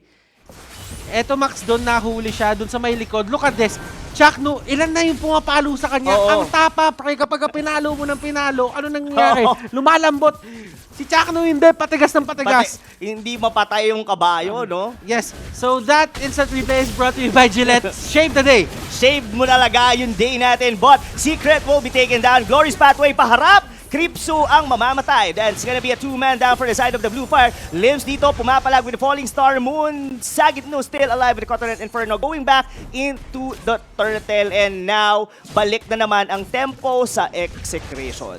Execration dito won't really be scared of going for these objectives. Remember, they have the setup, they have the map control, and they have the retribution. On the other side, para makuha nila yung mga objectives na ganito dun sa may gitna ng river, the Lord, the Turtle, they have to win a team fight. They have to go for a pick-off. 1 or 2 would do the trick, pero pinaka-safe na yung 2 para sa akin with the lead that Execration has right now. Oo, grabe. Medyo nahihirapan na in terms of din sa map control dito ang Blu Fire. Pero look at the feather airstrike ni Eto Max. Almost killing Creepsu, pero si Hate yung nakakuha sa may bandang likod. Hate, hindi pa siya humihinto dito. He wants to take down Libs, but onto the back lane. Sabi ni Secret, masyado ka nang makulit, and that's gonna be end. Unseen, just waiting for the right opportunity to pick off. Pagbalik niya doon sa unggoy, siya naman yung binigyan. Para sa akin, ito si Unseen, yung mga playstyle na ganyan, yung cool, calm, and collected, what we call the CCNC. Oh, wow. Sinabi natin, CCNC. Pangalan yan. Pero ang tawag ko na, sige, CCNC. Oo. Na, he's not really trying to go for the fight. Patient siya, and he's trying to punish everything na ginagawa ng Claude dito. Ginagawa ni Unseen yung trabaho niya dito for the team. Exactly. Para siyang kumbaga may bago na kasing tawag ang Signal Ultra ngayon, parang Butters. Ano? Team Kalmado. Ganyan, di ba? So pwede yan for Unseen. Kalmado siya, just waiting for the right moment. Talagang napaka-patient niya, na alam niyang babalik at babalik doon si Hate sa kanyang BMI. And Unseen is really trying. Yun yung maganda dito. Unseen is really trying to delay. And the only reason why Execration dito is not getting the win at hindi sila sinastamp todo ng Blu Fire dito is because laging may threat yung Claude. Laging may threat yung Farsa. Kapag kayong Farsa nag-feather airstrike, nakita niya, ang gagawin ni Unseen, pupuntahan niya. Oo, di-disrupt niya yung feather para umalis doon si Eto Max. Now, going back doon sa pinag-usapan before the start of the game, ito na yata yung sinasabi natin na channeling the hate. Diba? Yung double-edged sword, you hit it or sila yung tatamaan. Medyo nararamdaman natin. Hate was being funneled here, but pag siya yung nawala sa equation, medyo tumatagilid ang vapor dito ng Execration. Hate can go 1v1 with his Lord. Walang problema yan. And look at this. They're just being very aggressive with it. Si Unseen nandun sa may pinakadulo, Creepsu, hinahabol na talaga nila dito si Hate. Totoo. Kita mo yung dalawa, Creepsu pati si Unseen. Sa likod! Oh, ayun na, dun sa may bandang likod mga kaibigan, tumingin kayo lahat sa mapa, yun lang ang binabanatan nila, that's gonna be Hate. Pero, sabi ni Eto Max, wag niyong galawin yung tropa ko dahil kayo ang mawawala ngayon. Bawi sila dito, yung dalawang makulit doon sa likod ay nawala ngayon, ay 4 na ngayon, si Glimpse na lang ang natira, and that's gonna be it for Blu Fire. The unbreakable wall, mga kaibigan, Chaknu. The Tower of Power. The Tower of Power. Pero si Eto Max with the feathered airstrike. Wow! What a turn of events, mga kaibigan. From Lord to wiping out the rest of Blu Fire. What a spectacular performance coming from Execration. Chaknu, my goodness, one of his best games yet. I know madadagdagan pa to. Pero my goodness, Chaknu. Yes. Iba yung pinakita niyang performance doon. Iba yung pinakita niyang sandigan. Matibay ang sandigan ni Chaknu. Totoo. Matibay na matigay. And props din kay Eto Max. Talagang siya yung pinipilit na i-pick off dito nung dalawa ni Creepsu and ni Unseen. Then suddenly, nung mid-game, pinili si Hate na yung target, which is nagiging successful doon yung Blu Fire. Now, doon sa last fight na yon, ang ganda ng ginawa ni Eto Max. Ano, pre? Binantayan niyang maigi si Hate. Sabi niya, Par, hayaan mo lang kang pasukin. Nandito ako. Babantayan kita, Tong. Yun yung isa sa mga downside ng Natalia. Alam mo si Natalia, napakataas ang damage output niyan. Pero it only takes 1 stun to take down na Natalia. And that's the thing. That's a truth na kailangan bantayan dito ng mga teams. Yes, the silence is there. It would really, make it hard para sa isang Natalia na tumakas. And it would really make it hard din para sa Claude na tumakas kapag siya naman yung hinahunt ng isang Natalia. But the thing is, they played it right. Yung mga frontliners sila doon, si Sagitnu, si Chaknu, and si Benny, they did their job. Nakita mo kung paano niyakap ni Sagitnu at ni Chaknu doon. And Chaknu, phenomenal performance. Yes. I cannot emphasize on it more. Alam niya kung ano yung lamang niya. He pushed the buttons right and they got the victory. Yes, definitely they got the victory. Pero pag-usapan pa natin more about this team fight, this series, dahil bibigyan tayo ng mga facts and analysis na malupet coming from Wolf. Thanks so much, casters. There were a lot of talks about the good plays of Execration, and I definitely agree. I think that this is such a good display of teamfight. Definitely din yung kanilang coordination when it comes to execution, very good mula sa Execration. But then again, let's start with the draft. I think that the fight really started in the draft nung nagkaroon tayo ng 5-ban system, nagkaroon ng free access ang ating Claude. There was a lot of bans on early game heroes like that of Roger. I think that at a certain point na ban din yung Lancelot that would have been perfect laban sana dun sa Claude, but Execration did not let that happen. At yung slot nung pagpili nila sa kanilang Claude, it's also very good because it was picked after the last set of bans, and it also prompted the side of Blu Fire na mukhang hindi nila talaga in-expect yung nakikita natin Claude. Now, look at the supports as well of Blu Fire. I'm not a big fan of this. Having the Hilda as well as this Natalia ginamit ng Blu Fire laban sana doon sa Execration, but what really did not happen is yung pag-take nila ng waves as well as the jungles. I think that there's a big scarcity when it comes to the early game damage when taking the lanes, the minions, as well as the jungle that really prevented the Yusin to be successful. And actually, if we look at the post-game stats, we will notice how big of a difference it is actually. But before that, I kind of want to say na etong mga picks natin that we include the physical damage output of Hilda and as well as the Natalia, makikita mo yung kulang nila when it comes to like dishing out damage against jungles. And I always firmly believe that before you control the lanes, sa early game, maganda na i-control mo rin yung jungle. And that's what is lacking for Blu Fire. In fact, Execration, they had so much access to their own jungle that they also had access to the opposing jungle. Ang sinasabi ko, pinpointed ko dito is, dahil sobrang bilis nila, kinukuha yung sarili nilang jungle camps compared to the speed of Blu Fire na mababa. It just meant na mas marami silang nakuha out of the map, even with just the minions. And it allowed this Claude to have so much control of the early stages of the game. And you can see na wala yatang... Oh, there are 2 deaths on Claude. This is mainly from both the Natalia. I believe galing siya pare sa Natalia. If not, there was another member that also was facilitated by Natalia. So, Unseen, medyo repeat performance from his previous season performance ng Natalia. Diba? Sobrang lupit niya ng MPL Season 5. And in fact, in this game, masasabi mo may glimpses of how he performed in the previous season. However, ang dami kasing mga problema nitong draft na to mula sa Blu Fire when you're looking at Natalia. Number 1 is kailangan may tumutulong palagi doon sa ating Yusin to farm, right? There always have to be someone na tumutulong sa kanya sa pagkuha ng farm, but that cannot come from Natalia. Natalia is an offensive support na gusto mong pumapatay ka ng kalaban. That's kind of true also with Hilda na dependent din sa pagkuha na kill sa kalaban just to scale in the late game. So you have 2 offensive supports and there's not much that you can do to help your Yusin farm. On the flip side, yun yung nakita natin sa Execration. There's a lot of ways for them.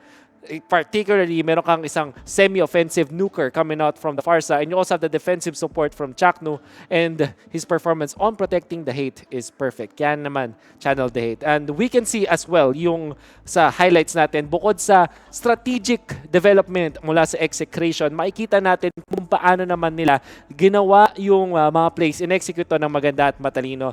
Many times in this game, lagi nilang napapunish yung Blu Fire when Blu Fire is overextending. So for Execration, the key was to always punish the movements of Blu Fire. And ang perfect na teamfight dito naman sabi ko is around the 6-minute mark kung saan yung kanilang pwestuhan ay napakalupit. Particularly this one.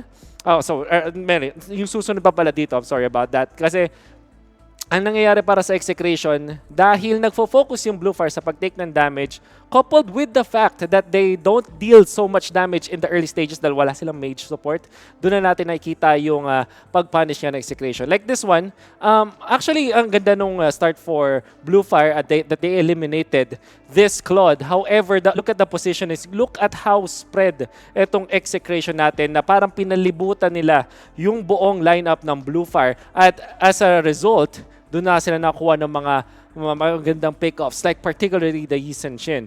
And Execration, they will do this over and over Alright, ibebait nila dito yung mga tanky heroes nila like Sagitno as well as Chakno. And because of the fact that there's no mage, madaming execution, maraming physical damage mula sa Blu Fire, pero wala sila nung nuke damage that we're looking for in this lineup. That's why Chakno as well as Sagitno, ang tagal nila mag-survive, and if they do die, madaming kinocommit dito yung Blu Fire. The last clash that I would say really was the nail in the coffin for Blu Fire was the fight against Execration in the Lord area. Ito na yata yun, if I'm not mistaken. Yes, this was it. Sobrang hiwa-hiwalay ng mga members ng Blu Fire na ang nangyari lang yung Execration, pinitas lang nila. Even the backlines, tinry ni Natalia na i-take down yung ating Claude. But unfortunately, na-punish heavily doon ang mga members ng Blu Fire. Our MVP of the game is actually Chaknu. Look at this, 2-0 and 10 performance mula sa ating Hylos. This is us knowing na yung kanyang hero is very fit against his opponents dahil nga puro physical damage, puro halos lahat melee. And even Esmeralda is countered by the Hylos. This is why I think this Hylos is such a good pick in this specific game. Hindi man ito yung meta hero, but it really countered a lot of the heroes of Blu Fire. I think this is something that Blu Fire needs to work on. Honestly, Blu Fire, merong promising yung kanilang performance when it comes to individual skills. However, dito sa draft against Execration, it makes you wonder, ano ba na kaya ng Execration? Ano ba yung gising nga ng kanilang drafter ngayon? Kung bakit ganito kaganda yung kanilang lineup and composition against the entirety of Blu Fire. That's something that they need to be working on. And maybe they can start on punishing again their opponents for Execration with this. Now for Blu Fire, what they need to fix, I would say, is yung kanilang priority. Number one is yung priority na sino bang papalakasin nila. Kasi I think that there's a little bit of misunderstanding on how they can funnel a hero. Kasi ang ganda nga sana na may offensive supports ka. Diba? Parang it's really promising to really outplay your opponents. But in the grand scheme of things, if you don't have the requirements to kill your opponents at para mag-dominate ng early game, you cannot be successful in getting the funnel strategy off, right? And second is, I think mas disconnected sila ngayon in this specific match. I think many clashes happen na parang hindi ganon kaganda yung kanilang communication. Kaya din naman napapunish sila ng Execration. I don't know exactly what will happen in game number 2, but we do hope that this is not an early night for us. Hopefully there's a full 3-game series, but let's find out how Execration will close out this series if they can. Well, let's see. Back to you guys. Yes, maraming salamat, Wolf, for that in-depth analysis. And yun nga, paano nga kaya isasara ng Execration to? Pero, syempre, we're not counting out Blu Fire. Yeah, sabi nga ni Wolf kanina, this team is very promising. Meron lang maganda sigurong balikan doon in terms of bakit nga kaya na they chose na to go on an offensive like si Unseen, nag-Natalia siya just for pick ops. Pero naiwan naman nila si Chu not having someone na para mas maging mabilis yung farm niya. I think the process of thinking doon ng side ng Blu Fire is they really wanted to shut down the Claude as hard as possible. So parang ang nangyari doon is ito nga sinasabi natin, sa drafting, you need to put yourself in a good position while putting the enemy team in a bad position. So, they tried to put the enemy team in a bad position, pero the thing is, nung inisip nila yung mga bagay-bagay, they actually hurt themselves more. Yeah. Sinaktan nila yung draft nila mismo. And Yison Shin, mabilis siya mag-clear wave, mabilis siya mag-kumuha ng jungle minions, but the thing is, hindi niya din kaya talaga mag-isa. And totoo. What happened was, lagi niya kasama doon was si Hilda. And Hilda wasn't even there helping him get yung mga monsters. What Hilda was doing is, Hilda was trying to zone out everyone. Totoo. Si Unseen, naggagala talaga sa buong mapa. So, it wasn't really, the best position for them. And hindi nila na-punish talaga yung Claude as hard as possible. So, they just lost the game from there. And I think, for Blu Fire, nandun yung idea ng draft eh. It's just that hindi na na-execute ng tama at kapag kayo mga ganitong setup, hindi mo na-execute ng tama, most likely kayo yung kakagatin nito pabalik. Oo. Sila nga talaga. Parang kung parang tinitignan ko dito on Unseen side, I mean for the Blu Fire itself, may part sa akin na parang kinakapos kaya sa hero dito si Unseen. Kasi I mean, banning the Valir when there is a low Yi, even available. I mean, if they're gonna be getting someone from like a mage support, ang dami pang available during the draft. Even Cyclops, even been banning dun sa side ng Omega kanina. Open yung Loyi, open yung Cyclops, open, ang dami to be honest. Pero they chose to, ano yung nalaglag? Aso yun. Ay, okay, oo. Yan. Ay, parang nakikita ko yung pagka nagpipicture si Billy may pangalan yan kadalasan I just don't know what the name. But our feed, medyo nawala. But yun na nga.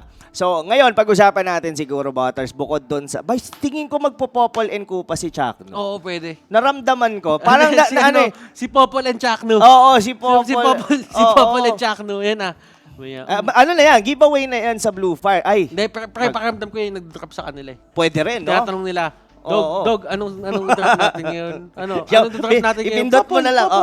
Popol. Popol. Pwede naman, Dong. Pero may lucky charm pala talaga ang Execration, no?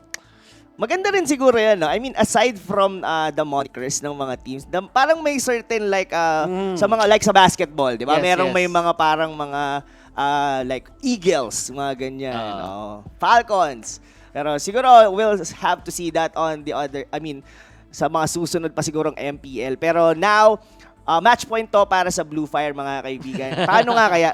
Grabe, may tricks pa pala yun. Oo, may tricks yun. Ayan Doggy. Si Bobby. Saan pa niya si Bobby?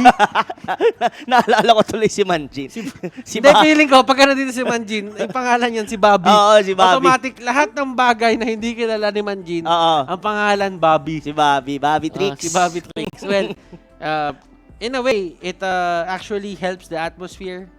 Kasi sabihin natin, cutthroat ang MPL.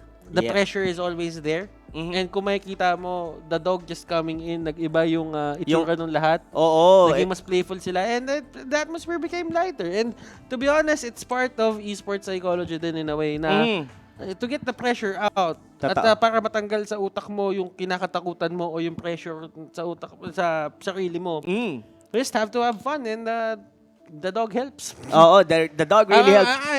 Medyo na-stop ng konti doon. Pero yeah, ang ganda ng mga ano. And this is something din kasi na hindi mo mangyayari pagka we are on the MPL arena, di ba? Yung mga ganong klase ng factor, having the dog on your boot camp. Pero yun lang, take away na yun mga tol. Kasi baka PNK na yung maging pick dito ng Execration. Alam mo, yun nga yung isa sa mga maganda dito kapag nakikita niyo yung mga players natin nasa camera, you don't usually see this. Kumbaga, sabihin na natin, humanizes the players. Kumbaga, yung mga idol nyo, aside from that, alam mo yan, di ba, mga ano din yan may mga sariling kalokohan din yan. Totoo naman. May mga sariling ginagawa din yan. And for this, nakita nyo, yung isang part na Execration na hindi usually nakikita, di ba, when playing. But right now, let's go back to the matchups, I think, for this team. I think for Blu Fire, they really have to commit onto one strategy.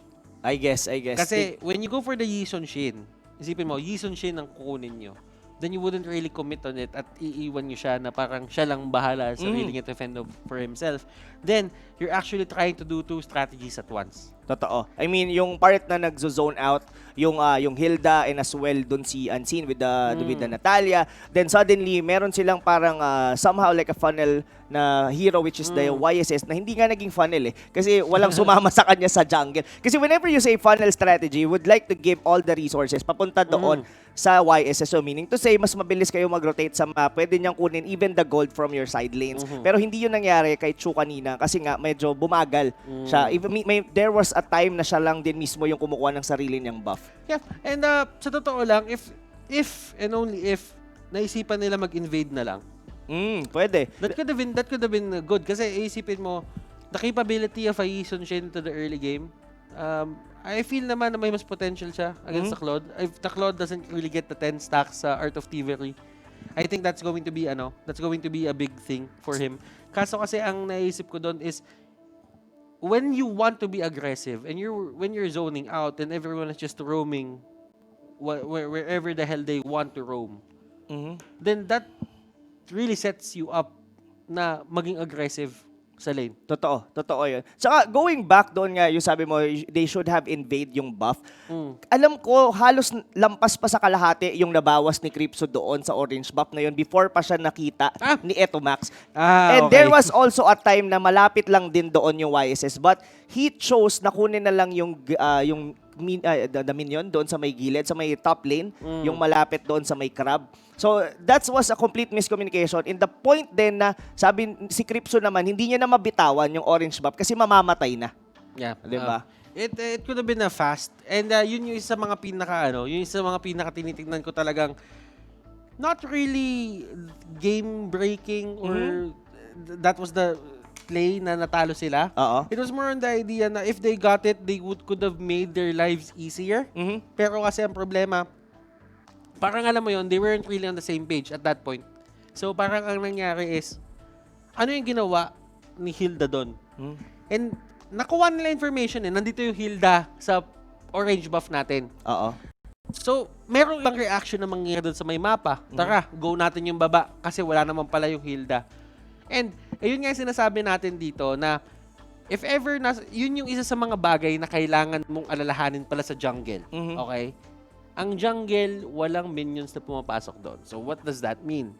Napaka-basic lang nung sinabi ko, pero what does that mean? Kung bakit siya sobrang importante, wala masyadong vision doon unless sadyain mo na may vision hero ka doon. Totoo so, naman. Selena, Popol, yung mga pwedeng tumambay doon at kumuha ng information, wala kang idea kung sino kasi yung dumadaan doon. And that makes your rotation easier na hindi ka makikita ng kalaban at hindi mo kailangan dumaan dun sa lanes na may makikitang minion sa'yo. So, now, the thing is, ang ganda na nung ginagawa niya Hilda walang idea. Tapos nakapansin si Farsa kasi lumilipad-lipad lang siya. Tapos parang, bakit meron pang purple na nandito? May purple marker sa mapa, pero walang tao. Walang buff. Totoo. So, makikita mo na doon, parang may exclamation mark na sa taas ni Parang, ni Farsa. Parang may nagnanakaw. Totoo. Parang na ano na rin na spot out na rin ni Eto Max doon na may possible na nandun sa ilalim ng brushes na yon. Pero yun nga, medyo slight communication. Pero yun kasi yun Butters. Yung fundamentals kasi, especially on the laning phase or early stages, the first minute to the 5th minute nung laro. Yun kasi yung pinaka isa sa mahal. Yun yung sinasabi natin the early game. Doon yung mga invade na nangyayari, then possibly doon din nagbe-build up yung paano mag-snowball going into mid-game. Pero how about ito sa nakita nating first 3 matches? Anong mong nostra mo dito sa nangyayaring meta natin ngayon? Like mas nagiging okay ba yung mga heroes natin on the early game or mas parang ang bibilis kasi nung laro noon sa may Bren Parang yung early game mas yung kumbaga mas emphasize yung early game Yes, I think yung drafting ngayon is really sabihin natin, parang hindi mo siya ma-expect or hindi mo siya masabi na it would go one way dito sa 10-ban setup natin. Kasi kung isipin mo, lahat na nakikita nating talo dito kapag talo ka talaga Kumbaga hindi pa tayo nakakita talaga dito yung pagka natalo, biglang unti-unti nagka-climb up pabalik tapos pumapantay. Hindi ganun yung nangyayari dito. Okay, so ito nga yung sinasabi natin. First phase, para sa mga hindi nakakarinig dyan ng first series, first phase is actually the slot for the bans na respect ban and yung meta ban. Pagka-respect ban, sabihin natin, kalaban mo yung top 1 silong ng barangay nyo. So, ayaw nyo ibigay sa kanya yun kasi mahilig sa silong So, you're just gonna ban it out. And when the meta naman, on the other hand, if it's a meta ban, then it's probably the strongest heroes in the meta at that point. Let's say right now, it's going to be the Kufra, the Atlas, yung mga ayaw mo lang ibigay sa kanya. And that only means na, alam mo yun, kumbaga, walang emphasis on banning out other heroes na trip gamitin na itong ibang teams na to. It's just that malakas lang talaga yung certain heroes na to. The second part, Rob, is the adjustment. Depende doon sa first 3 picks. Di ba may first 3 picks tayo? Yes, the first phase. May tawag dyan, just to button lang. Merong certain tawag dyan si Captain Dexter ng Blacklist International doon sa second phase. Dito daw pumapasok yung mga situational bans and pick. Yes. And that's actually part of the adjustment. Kumbaga, i-adjust mo na yung drafting mo in a way na parang ayoko makakalaban nito or may naisip akong iba. Ban nyo to. Kasi kapag kabinan nyo to, maka-counter itong hero na gusto ko gamitin. Oo. Totoo naman. Kumbaga, it's a battle of talaga minds talaga ng mga coaches netong both teams na to para sa akin, ang pinakamahalaga talaga, yung first phase talaga kasi medyo yun doon magsaset ng tempo. Pero in terms of situational, mas yun no? Kumbaga, na-set mo na yung tone ng drafting doon pa lang sa unang 3 banyo per team. Then yung susunod nun is kung paano na lang kayo mag-a-adjust. Yeah. I mean, dito sa natin, to be honest with you guys, itong week number 2 natin, this is the adaptation phase ng MPL, no? Kasi all the teams, to be honest, we cannot be able to blame yung mga teams natin if hindi sila agad-agad makapag-adjust on week number 2. Probably we could see a lot different going into week 3 kasi nga na medyo nakita na nila, and of course they will have a week na reviewin yung mga nangyari dito sa week number 2. Pero ang lagi namang nangyayari for MPL is the first team to be able to adapt and create ng magandang draft for their team. Usually sila yung nagiging successful sa MPL. Yes, and ladies and gentlemen, kung kayo ay nagtataka kung bakit wala pa nangyari dito. Yes. And we're just waiting for the game. And we really want to put the teams in, sabihin na natin, in a good spot. Totoo. Maximum potential, play at their maximum potential para mabigay talaga nila lahat sa inyo at para gumanda yung game. Now, keep in mind na this is only MPL-PH Season 6 week number 2. Week 2. Kumbaga sa sa pizza, kumbaga kung may 8 slices ang pizza, pangalawang slice pa lang ang nakakain natin as viewers. And there are a lot of things that can happen. Nakita na natin yung week 1 natin, hindi mo talaga mabasa kung ano man yung dapat, alam mo yun, kung ano man yung dapat nating i-expect. There were a lot of expectations. Sinasabi nila 2-0 si ganito, 2-1 si ganyan, si ganito mananalo. Pero it didn't really happen. Look at Onyx versus Blu Fire. A lot of the viewers really thought that it was going to be a 2-0. At isa ko doon. At ako din, isa din ako doon. Isa ako doon. Not gonna lie, yes. Not gonna lie. Pero pinatunayan ng Blu Fire sa atin, you couldn't really count them out ng ganito kaaga. What you do is you clearly try to set your expectations na anything can happen for this season. Kasi ramdam na ramdam ko, walang tapon. Wala talaga. Season na to. Totoo yan. I mean, ang gusto ko pa dito rin, aside from sa walang tapon, going full circles, is that there is, meron tayo kasi dibang dalawa ng brackets, the Group A and the Group B, and there was gonna be a time, mahaba kasi ang MPL natin ngayon no? And you will be going against on the same bracket twice. Yes, and I think for this season, we are going to have 60 plus games. Yes. Kasi pagka magka-bracket, pagka magka-group yung team mo, pagka magka-group kayo ng isang team, you actually face each other twice. Kapag hindi mo sila ka-group, you will face them once. So, yes, oo. Medyo ito yung isa sa mga, bukod dito sa 10 hero ban, yun din yung isa sa naging bago dito sa pagpasok ng MPL Season 6. So, to be honest with you guys, kung isa ka sa mga bagong nanonood ng MPL, you are actually on the same page as us na ganito, first time natin to lahat makikita, and this gonna be a history na maaalala natin na isa tayo sa unang mga nakasaksi ng ganitong patch for Mobile Legends. Alam mo, Rob, alam ko ikaw yung anchor, pero ikaw tatanungin ko. Tatanungin ko, pre. Sige, go. Ano ba yung expectations mo nung nagkaroon ng 10-man ban? Mas bukod sa magiging creative yung mga coaches natin is, tingin ko mas gagaling yung mga players kasi they're gonna be of course, alam ko bawat player ng MPL, they know how to play each and every hero. Pero kasi there is a specific hero na talagang papracticein mo over and over like 100 matches in a span of 1 week just to get the mastery ng hero na yon on a specific role. Pero dahil sa 10 hero ban, mas lalong lalawak. Kahit sabihin na natin na sobrang sila, kumbaga sinasabi nila na confident sila sa hero pool nila, pero iba pa din pag ginamit mo na on the MPL itself. I do agree. Knowing the hero isn't really the same as mastering the hero. Yep.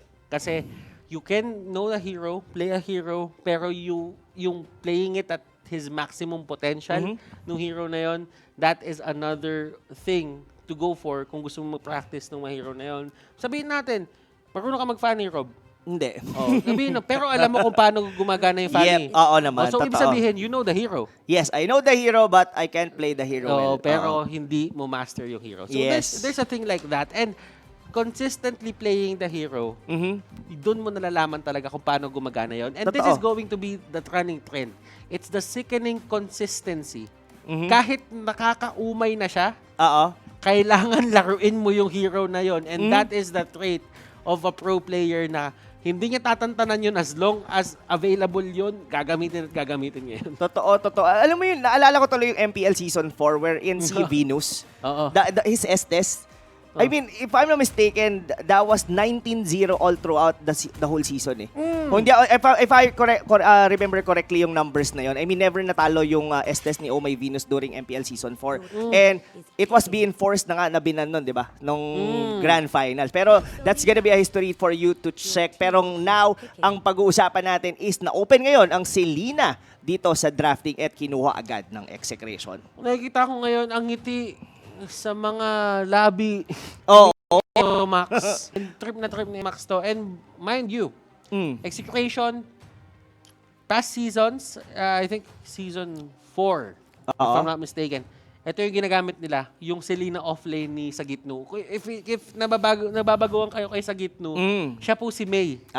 Pero may nangyari. Kaya si hindi Mae. Na siya si May. Hindi na siya si Mae. Siya na si Sagitno. Ato sabihin ko sa'yo, ang tigas ni Sagitno. Nako, yun ang paganda tol. Ang tigas ni Sagitno. Siguro kung gusto nyo malaman, don't forget to follow his Facebook page. Alam ko nakaka-follow ko lang sa page niya. Shout out.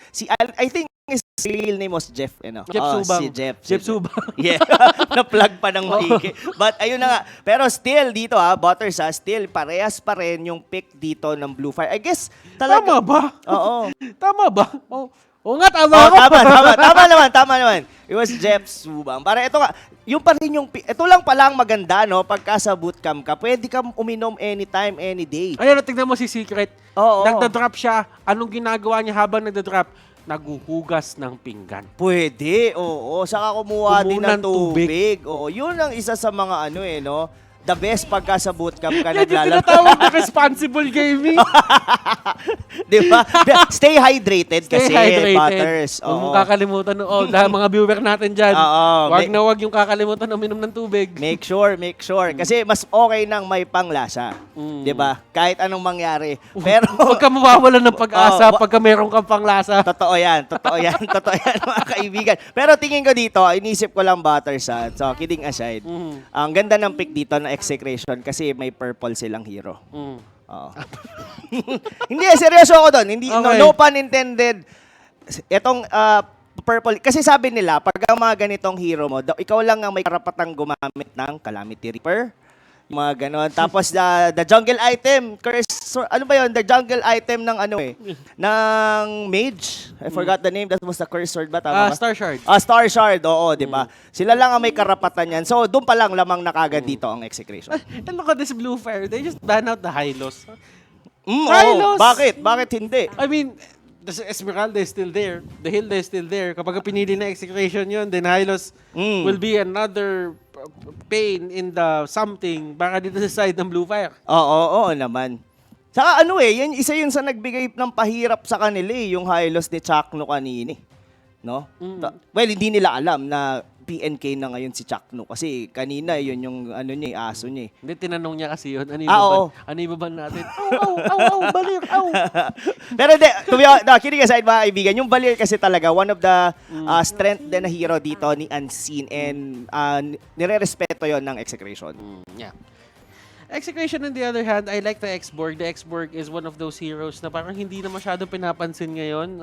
The only teams na gumagawa niyan is Execration right now. They got the X-Borg and yung Aura-PH. Yeah. Totoo. Isa din yun sa mga heroes talaga nila, no? Yung X-Borg. Yung baga Aura-PH, Aura-PH special. And sabi na Execration, sige, gamitin na rin natin. Mukha na. And it's okay. It's okay against heroes, like Hilda, Esmeralda. Because it really gives them, a scare.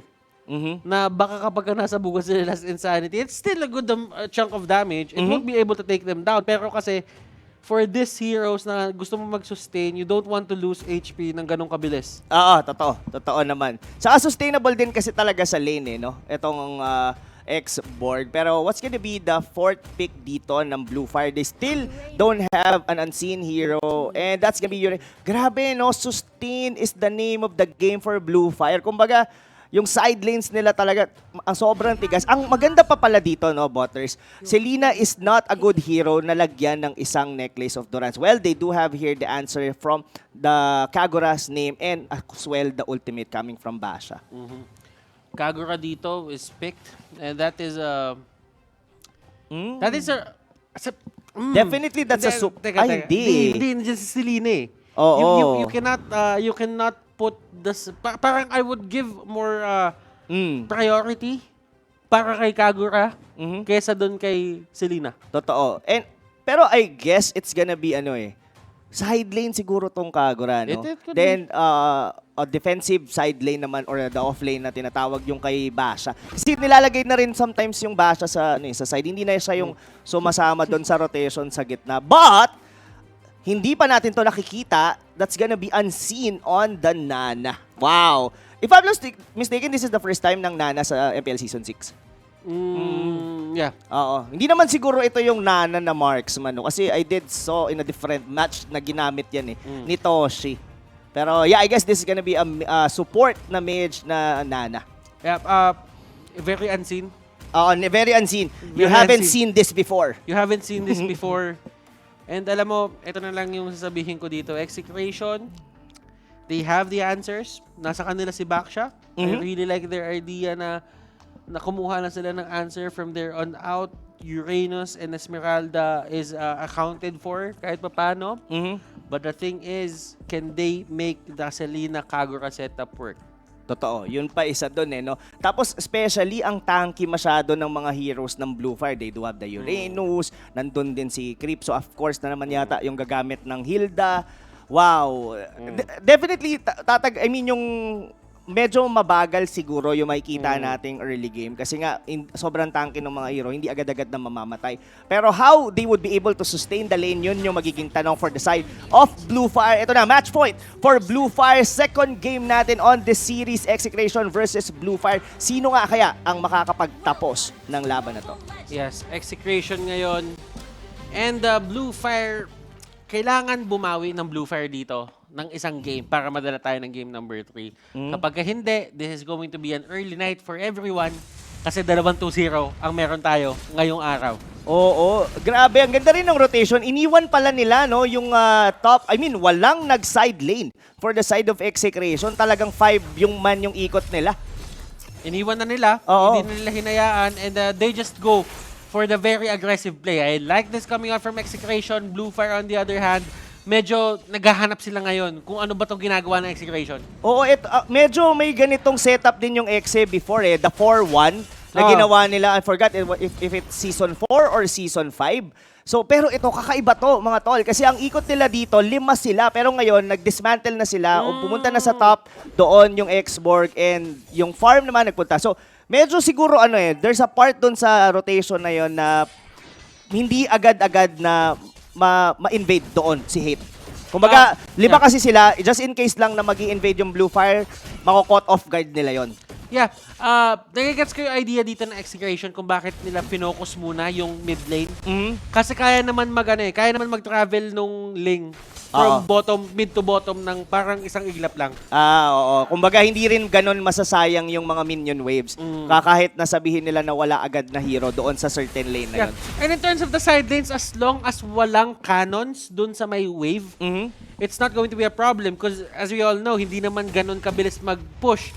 Etong si Uranus, hindi din ganun kabilis mag-push. Etong si Esmeralda. Totoo. They're only as strong as the minion that they have during on that specific lane. Pero ayun na nga, yung gulong na gumugulong dito papunta sa may top lane. Ang mobile masyado ng mga heroes dito ng Execration, but as mobile as it can be. Creepsu dito, half HP, palo dito kay Etomax, but still not gonna be enough. And Chu, they're just being very, very patient. Kung lumapit doon yung Selena, that could have been a kill. Pero eto Max, naramdaman niya and that was a nice play coming out from him. Hate, Naku po, pero dito the Templars of Blade has been used just to get away. Muntik na rin doon si Chu, mga kaibigan. Pero grabe si Chaknu, no? Yung gulong niya from top lane to bottom lane. Seryoso, no? Nakita ko siya kanina sa top lane, nag-uubos ng minion wave. Sabay gulong pababa. Oo nga pala, may naaalala ko, Benny Cutie Cripso. Ay, oo. Oo. Ay, naku po. Mahinis. Spicy. Oo, pero spicy yata rito. If ever man na nakuha ba, doon ni Hate yung purple buff dito ni Chu. Pero yun na, eto Max dito, almost half HP. Malapit na siyang mamatay. But Kripsu going in, masyado tumatakbo dito si Hilda going in for eto Max. Pero sabi ni Chakno, nandito ang aking gulong sa pagtulong sa may baba. Hate, medyo messy ng teamfight nila dito, paring Butters. Alam mo, the Blu Fire dito, they have the setup on the turtle lane. So, that's good for their side. Walang magawa dito yung side ng Execration, and this is one of the ways para magkaroon na lamang yung side ng Blu Fire. They get the turtle and they should be happy with that. Oo, totoo yan. They really need to be happy with that. Yung sa mga nangyayari dito sa laban na to. And props to Kripsu, talagang ang galing niyang mang-zone out nung sa Execration up until doon sa may tier 2 turret. Talagang nadi-distrap ng maigi. Pero dito, Benny Cutie, almost half HP. Pero out mo na dito. Eto Max, eto ngayon, no, yes, they have the Selena rito. Pero hindi pa mainit. Talagang mainit ang kuya mo, Kripsu. Si Kripsu dito, palong-palo. Palong-palo, kumbaga sa tropa mo. Palong-palo. Oo, ML no? ML, yan yung tinatawag pagka sa normal na magtotropa. ML na ML ML na ML. Raptor Machete is now up for Chu. So that means the extra stacks will help him. I can't really see kung ilan ng stacks yon, pero I think at this point, it's probably at 8 or 5. Yep. 5 to 8, nasa ganon.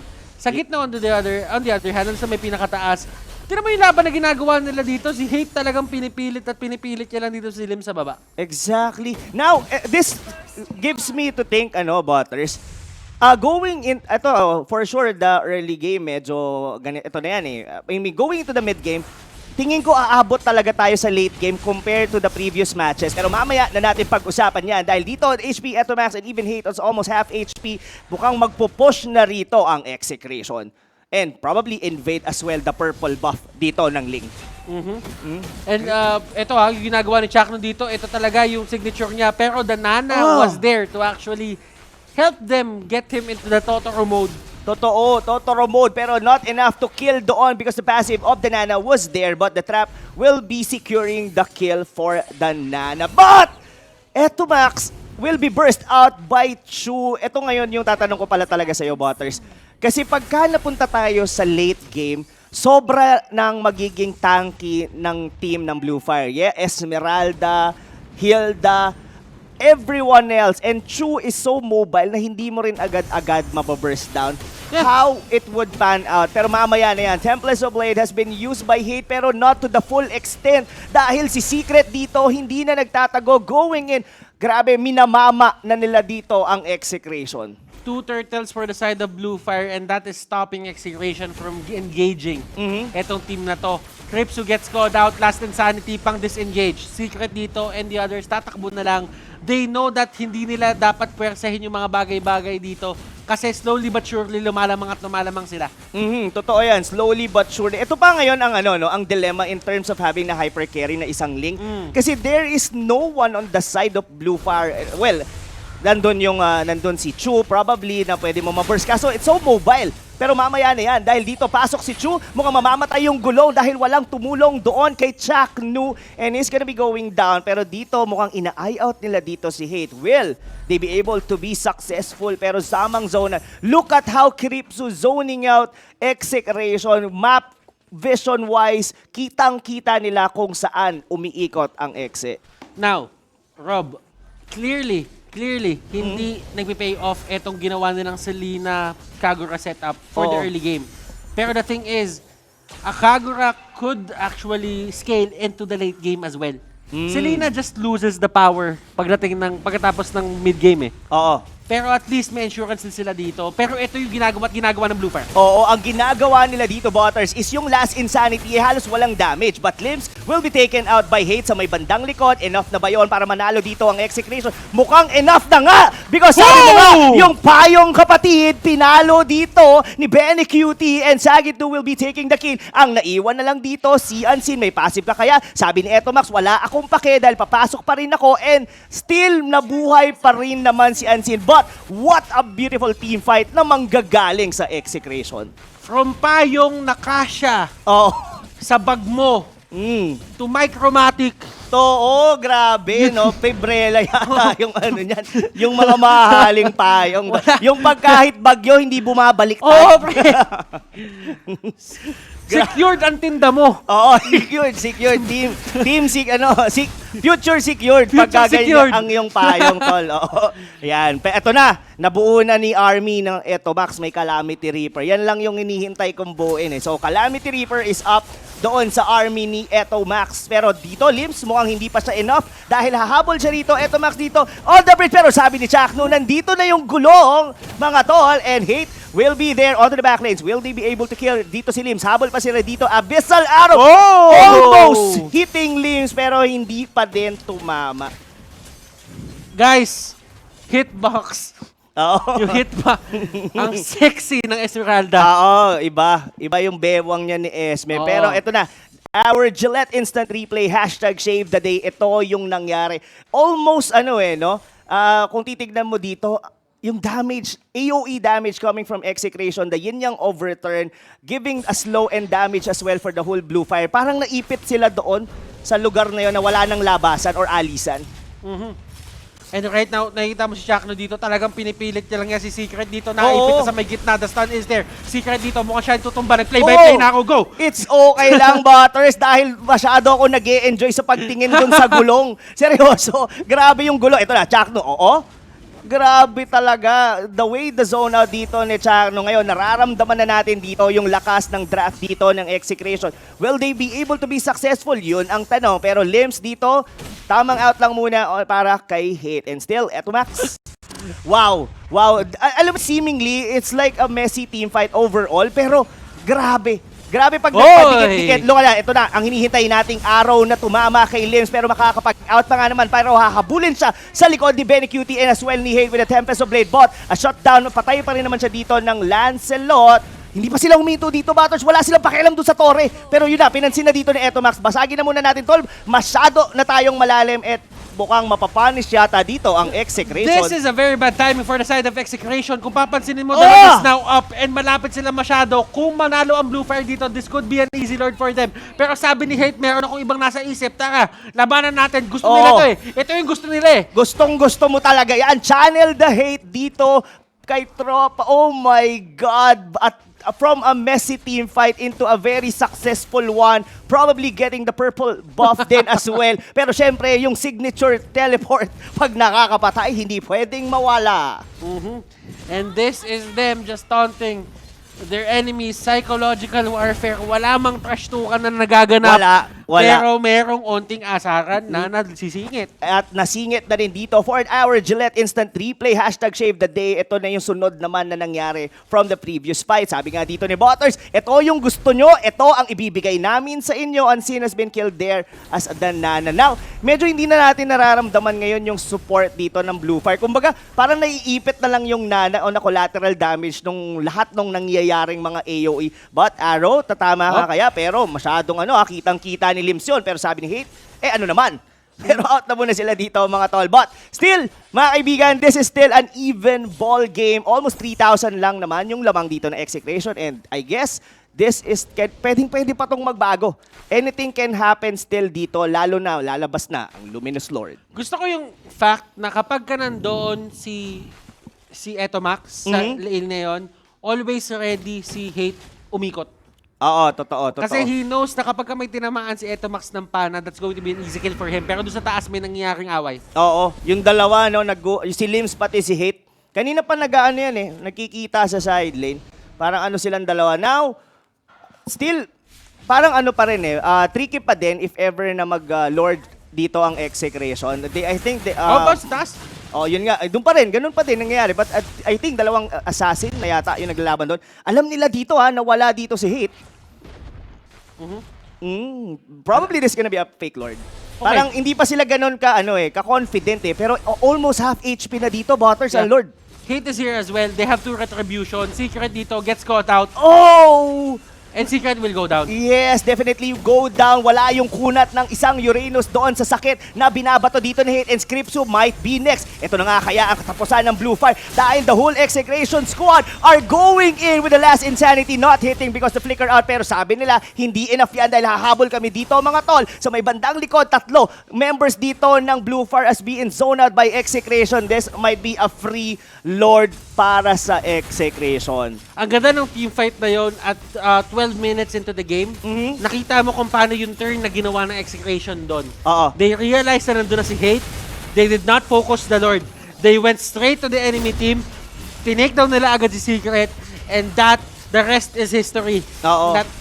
Naubos nila yung dapat ubusin din sa side ng Blu Fire. And Blu Fire, they cannot contest it anymore kasi the fact remains that Blu Fire dito, they can win the fights, but it needs to be 5-man. Totoo yun. And I mean, sobrang key player yung napatay nila doon before they took out the Lord, which is yun nga si Secret. And I'm really surprised na na-burst out siya agad doon sa laban na yun. Pero yeah, now, mga kaibigan, the Lord on the side of Execration, they are the one who is leading here. And another, naku po, mukhang delikado to dahil may Lord. Makakatakas nga kaya. Ito na naman, mauulit kaya. But still, makakapag-out naman dito si Secret. Pero hindi, pumapalag pa rin dito. Onto the backlane, Scriptsu just going in for Benny Cutie, but the damage will not be enough. Mukhang siya pa yata yung mamamatay sa may bandang likod. Even Hate with the Tempest Blade under the tier 3 turrets. Habol pa sila dito. The last insanity!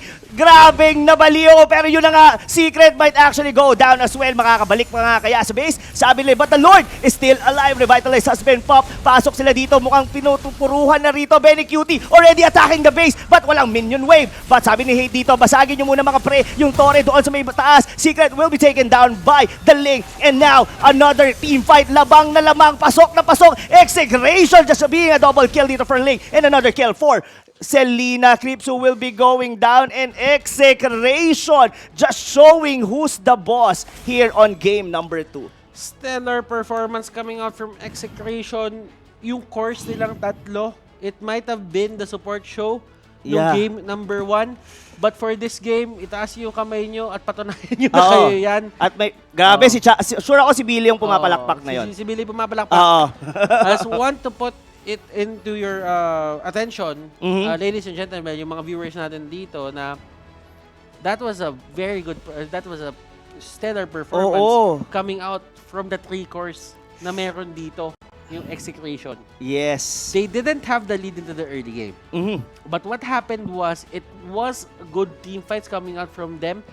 If merong savior dito ng laro talaga nila na hindi, kung bakit hindi napunta sa Blu Fire yung buong early game, it has to be Benny Cutie. Yeah, definitely. That Kagura. Ang Kagura play ni Benny Cutie doon, that one yin-yang overturn.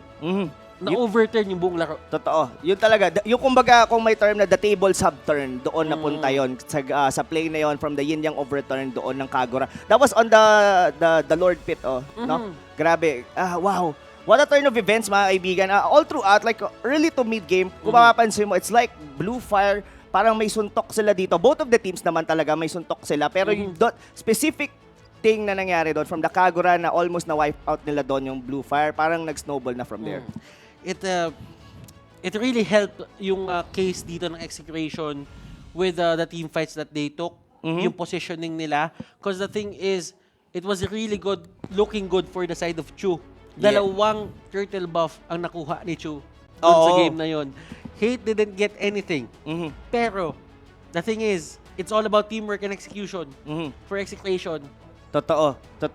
I really like the way you said it's all about execution for Execration. Parang ang gandang tagline, no? Execution for Execration. Yes. Pero yun na nga, mga kaibigan, dahil that's gonna be the end of our series for today. Bukas may 3 series pa tayong aabangan. Pero of course, do we have any final thoughts dito before we head on to Wolf? I mean, it's only day number 1 of week 2. Mainit na yung mga laban. May mga na 2-0 na, 5-man ban. 10-man ban rather. Let's go. Yes. Ayun na nga, mga kaibigan. My name is Rob Luna together with my analyst dito, no, si Butters. Pero wag muna kayong aalis kasi pakinggan muna natin ang malulupet na analysis na ibibigay at pakririnig sa atin ni Wolf. Thanks so much, casters. What a performance from Execration. Who would have guessed na kaya na sana ng Blu Fire yung game number 2 after that very good performance at the start of the match. But, of course, channel the hate still prevailed dito para sa Execration. And I like how they utilize the Ling. First, if you want to really break this game down, we'll have to start with the draft. And I think very interesting yung approach dito ng Execration with their drafting. And I kind of wanna really commend yung drafter dito sa Execration. Kung sino, if it's Zabno or if it's an overall team effort for the team, well done. Okay, why is that the case? I think that the last 2 picks here mula sa Execration ay ang Baksha as well as that Kagura that really surprised the Blu Fire. Not only that, dahil sa mga unang picks ng Blu Fire, they already showed their Uranus. I think this is the 4th pick. And then you also have this Esmeralda naman that was picked first. So imagine this. Ang unang tatlong pinakita ng Execration was Ling, X-Borg as well as the Selena. Samantala yung Blu Fire, ang una naman nilang pinakita na 4 since they are the red side.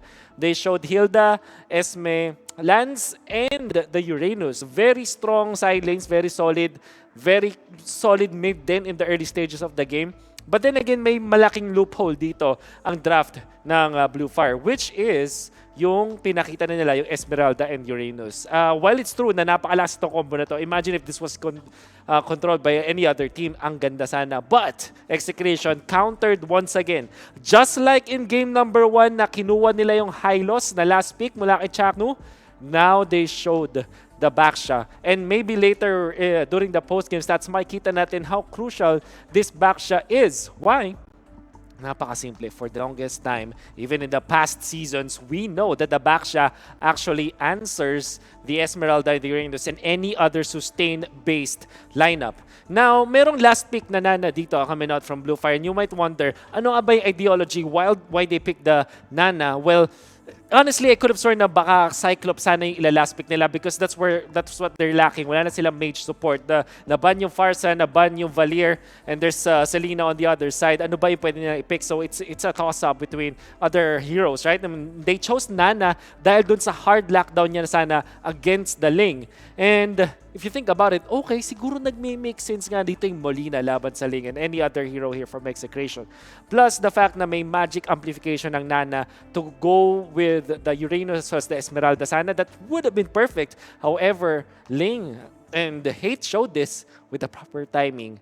Napakalaking counter or napakalaking problema ng isang Ling against the Nana dahil una, may burst. Pangalawa, yung Tempest of Blades was perfect to dive the Nana kapag nag-proc na yung passive. Maybe, actually, that's just the draft, diba? Ang dami agad issues dito from Execration. But Blu Fire, if we see the highlights, they actually moved in such a good manner na makokontrol nila yung lineup dito ng Execration. And it all started with the invades. Honestly, the invade started in the second round of buffs. So this is the first blood. It happened a little bit late. But one thing that I have to take note is yung second round ng buffs ay nakuha ng Blu Fire. Now, this is the third round of buffs. So the first one was, syempre, the start of the game. Next is 2 minutes thereafter. So it happens maybe 2 minutes 30 or 3 minutes. Then afterwards is the third refresh ng mga buffs natin, right? So the second one thing that I want you to understand is nung second, nag-invade dito ang Blu Fire. So that's good. The invade is very good dahil na ginagawa ng Blu Fire, pigilan yung Ling. So that's perfect. However, in this third round, Execration, alam na nila, mag-i-invade ulit to. Alam nila yung emphasis sa Ling and maybe we can punish them because of this. So what happens is, Execration, they braced themselves. Blu Fire still gets this buff. Nakuha pa rin nila to. But look at how well coordinated. Hinintay nila na mag-overcommit yung Blu Fire na nandito na sila sa area na to so that the yin-yang overturn will hit onto 4 or 5 even members of Blu Fire kung sakaling 5 yun nandun. So any member here from Blu Fire will be hit by that wonderful yin-yang overturn from Benny Cutie that really set up the play. Tapos syempre, meron kang follow-up na last Insanity, and they layered it so perfectly well. Even the jump from the Ling is also wonderful. Ang ganda ng timing. And this was that clash that really stopped the growth of Blu Fire. Blu Fire, sobrang dependent nila sa early game because they are running the Lancelot. And honestly, any clash that happened after this won't matter as much as compared to that specific clash na ginawa dito na Execration. That read that they did, yung alam nila na nung second round, in-invade sila, nung third round, they braced themselves, hindi nagpapatay, sige, ibigay natin yung purple buff, pero yung fact na yung Blu Fire dito ay sa invade, nabasa na move ng Execration. That's perfect. By the way, that play on the Ling, perfect, di ba? Tempest of Blades with the just right amount of timing to dive the passive of this Nana. And like I said, because of that massive punishment coming out from Execration, they were able to pull away from this game and eventually win it 2-0 against Blu Fire. So, saan nga ba nagsimula itong mga laban, itong pagkapanalo ng Execration? Evidently, we can attribute it to the draft just because of the fact that they have so many tools to really control the side of Blu Fire. But I think that the really crucial thing that Execration did was to stop that third invade. And knowing this, this is how you play mind games against your opponents, right? Alam ng Execration dito na ang kahinaan ng kanilang Link strategy is when they don't have those purple buffs. And they kind of read it. At gusto ko yung mastery dito ni Hate, which is our MVP of the game with this 6, 0, and 9 performance. Wonderfully done. At bakit ko sinasabing malupit yung kanyang ginawa?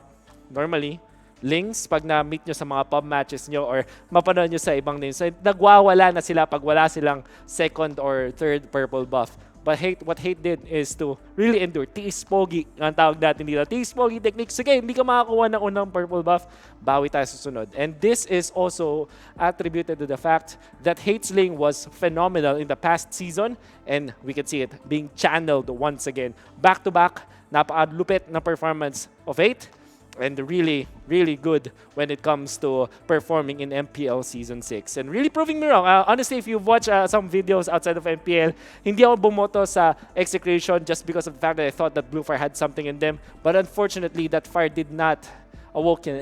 Hindi nagising yung apoy, kumbaga, hindi nagliyab in specific game. Nevertheless, I think we will have an interview with our featured player of Execration dahil nga sila yung nanalo.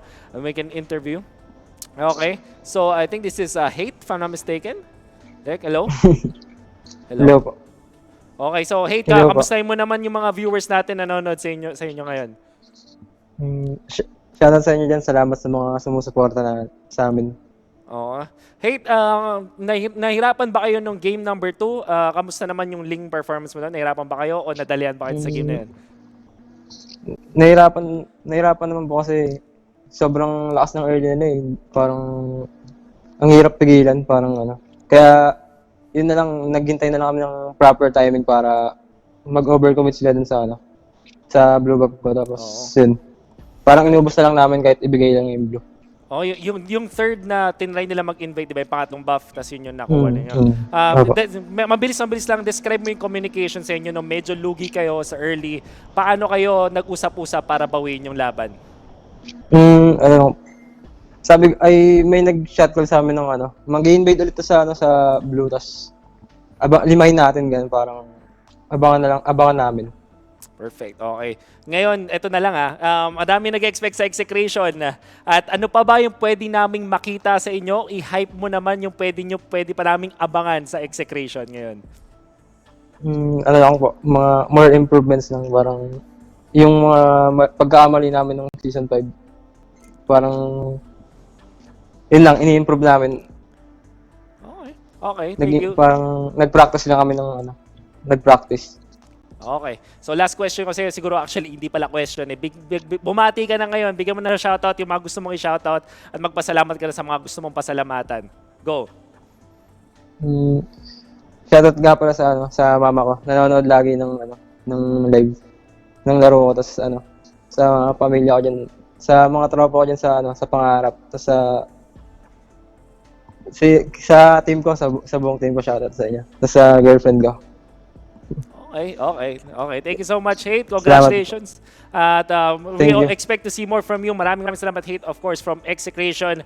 And saktong-sakto, na-validate dito ni Hate yung kanilang sagot doon sa aggression ng Blu Fire. And you can see a lot of promise for this team. Now, Blu Fire naman, siguro kailangan nila i-fix dito is have a greater pool of their strategies because they really seemed like they're limited in the previous game. Ayun, ang ganda sana. May idea yung draft nila dito. Nagme-make sense lahat ng kanilang mga strategies. It's just that it wasn't enough in the end. But this is MPL Season 6. And we know na yung mga best sa ating larangan, the best in the business will really reign supreme. And we are seeing a lot of good stuff. The previous week was full of 2-1s. This today, it's full of 2-0s. And we'll have a very quick Friday. However, the action resumes tomorrow. A lot of featured matches tomorrow. We'll have another triple header. And that's going to be very exciting. Of course, you have been watching MPL Season 6, the regular season, brought to us by our official telco partner, Smart. Forge stronger bonds with your team as you conquer the battlefield with Smart Giga Games. Enjoy 1 GB of games all day for Mobile Legends, Facebook Gaming, and more. Just dial *123# and choose Giga Games 99. MPL Season 6 is also brought to us by our official sponsor, Realme. And Realme is celebrating their first Realme Fan Fest and #Dare to be Realme campaign. Visit your official page at fb.com/Realme Philippines to know more. MPL Season 6 is also brought to us by our official sponsor, Gillette. And of course, get up to 50 diamonds with every purchase of Gillette's Mac 3 Razor, Vector 3 Razor, or Blue 3 Simple Force Pack in select Purgle doors nationwide. #Shave the day with Gillette. MPL Season 6 was also brought to us by our partner in esports, PayMaya. Get 7% balikbayad when you purchase your gaming pins via PayMaya, the better way to pay. Promo runs until August 31. Our official partner in esports, TikTok. Just search MLBB in TikTok and have a chance to win some skins. Napakadali lang mga kaibigan. Search lang MLBB sa TikTok. Legit. And of course, MPL Season 6 is brought to us by our official gaming headset partner, Logitech G. Here like a pro. And of course, powered by Moonton. On behalf of the casters, hindi lang sa Filipino stream, but also in the English stream, we bid you good night. This has been Wolf, your resident analyst. And why don't we look at the top 5 plays of the season before we call it a night? Kita-kits bukas.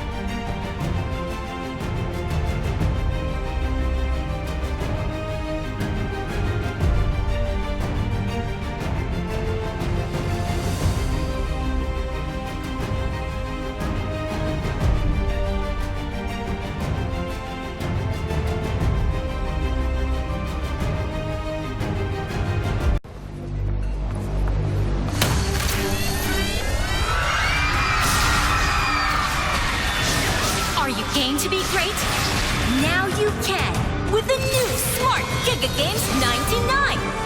Get 1 gig data all day, every day. For Mobile Legends and more.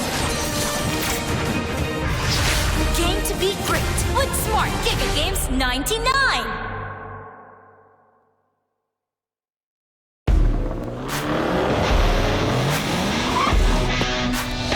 The way you live your life depends on the network you choose. Your movies, music, and games can only be as good as your network speed and strength.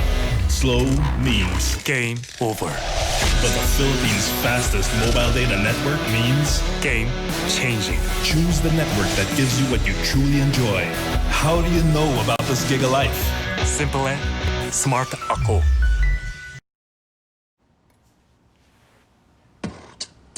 When uncertainty is our reality, we rise above with the things that matter. Gigafy happiness. Gigafy love. Gigafy friendship. Gigafy dreams. Gigafy hope. With smart Giga music, video, games, work, and stories, we let our passions run free in the new world we face together. Smart, live Giga.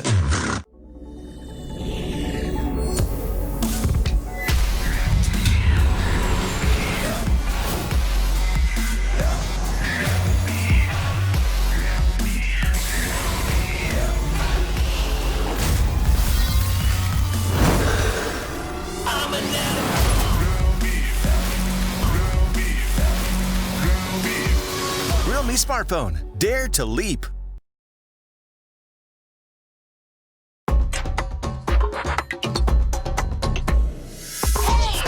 Watch me, feel me, hear me. Hey, you wanna go? Just follow me. Let's go. Let's follow me.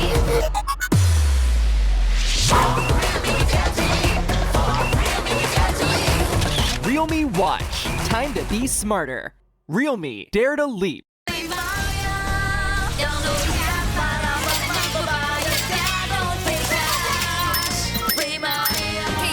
Don't pay cash. Pay Maya. Para may balik bayad ka.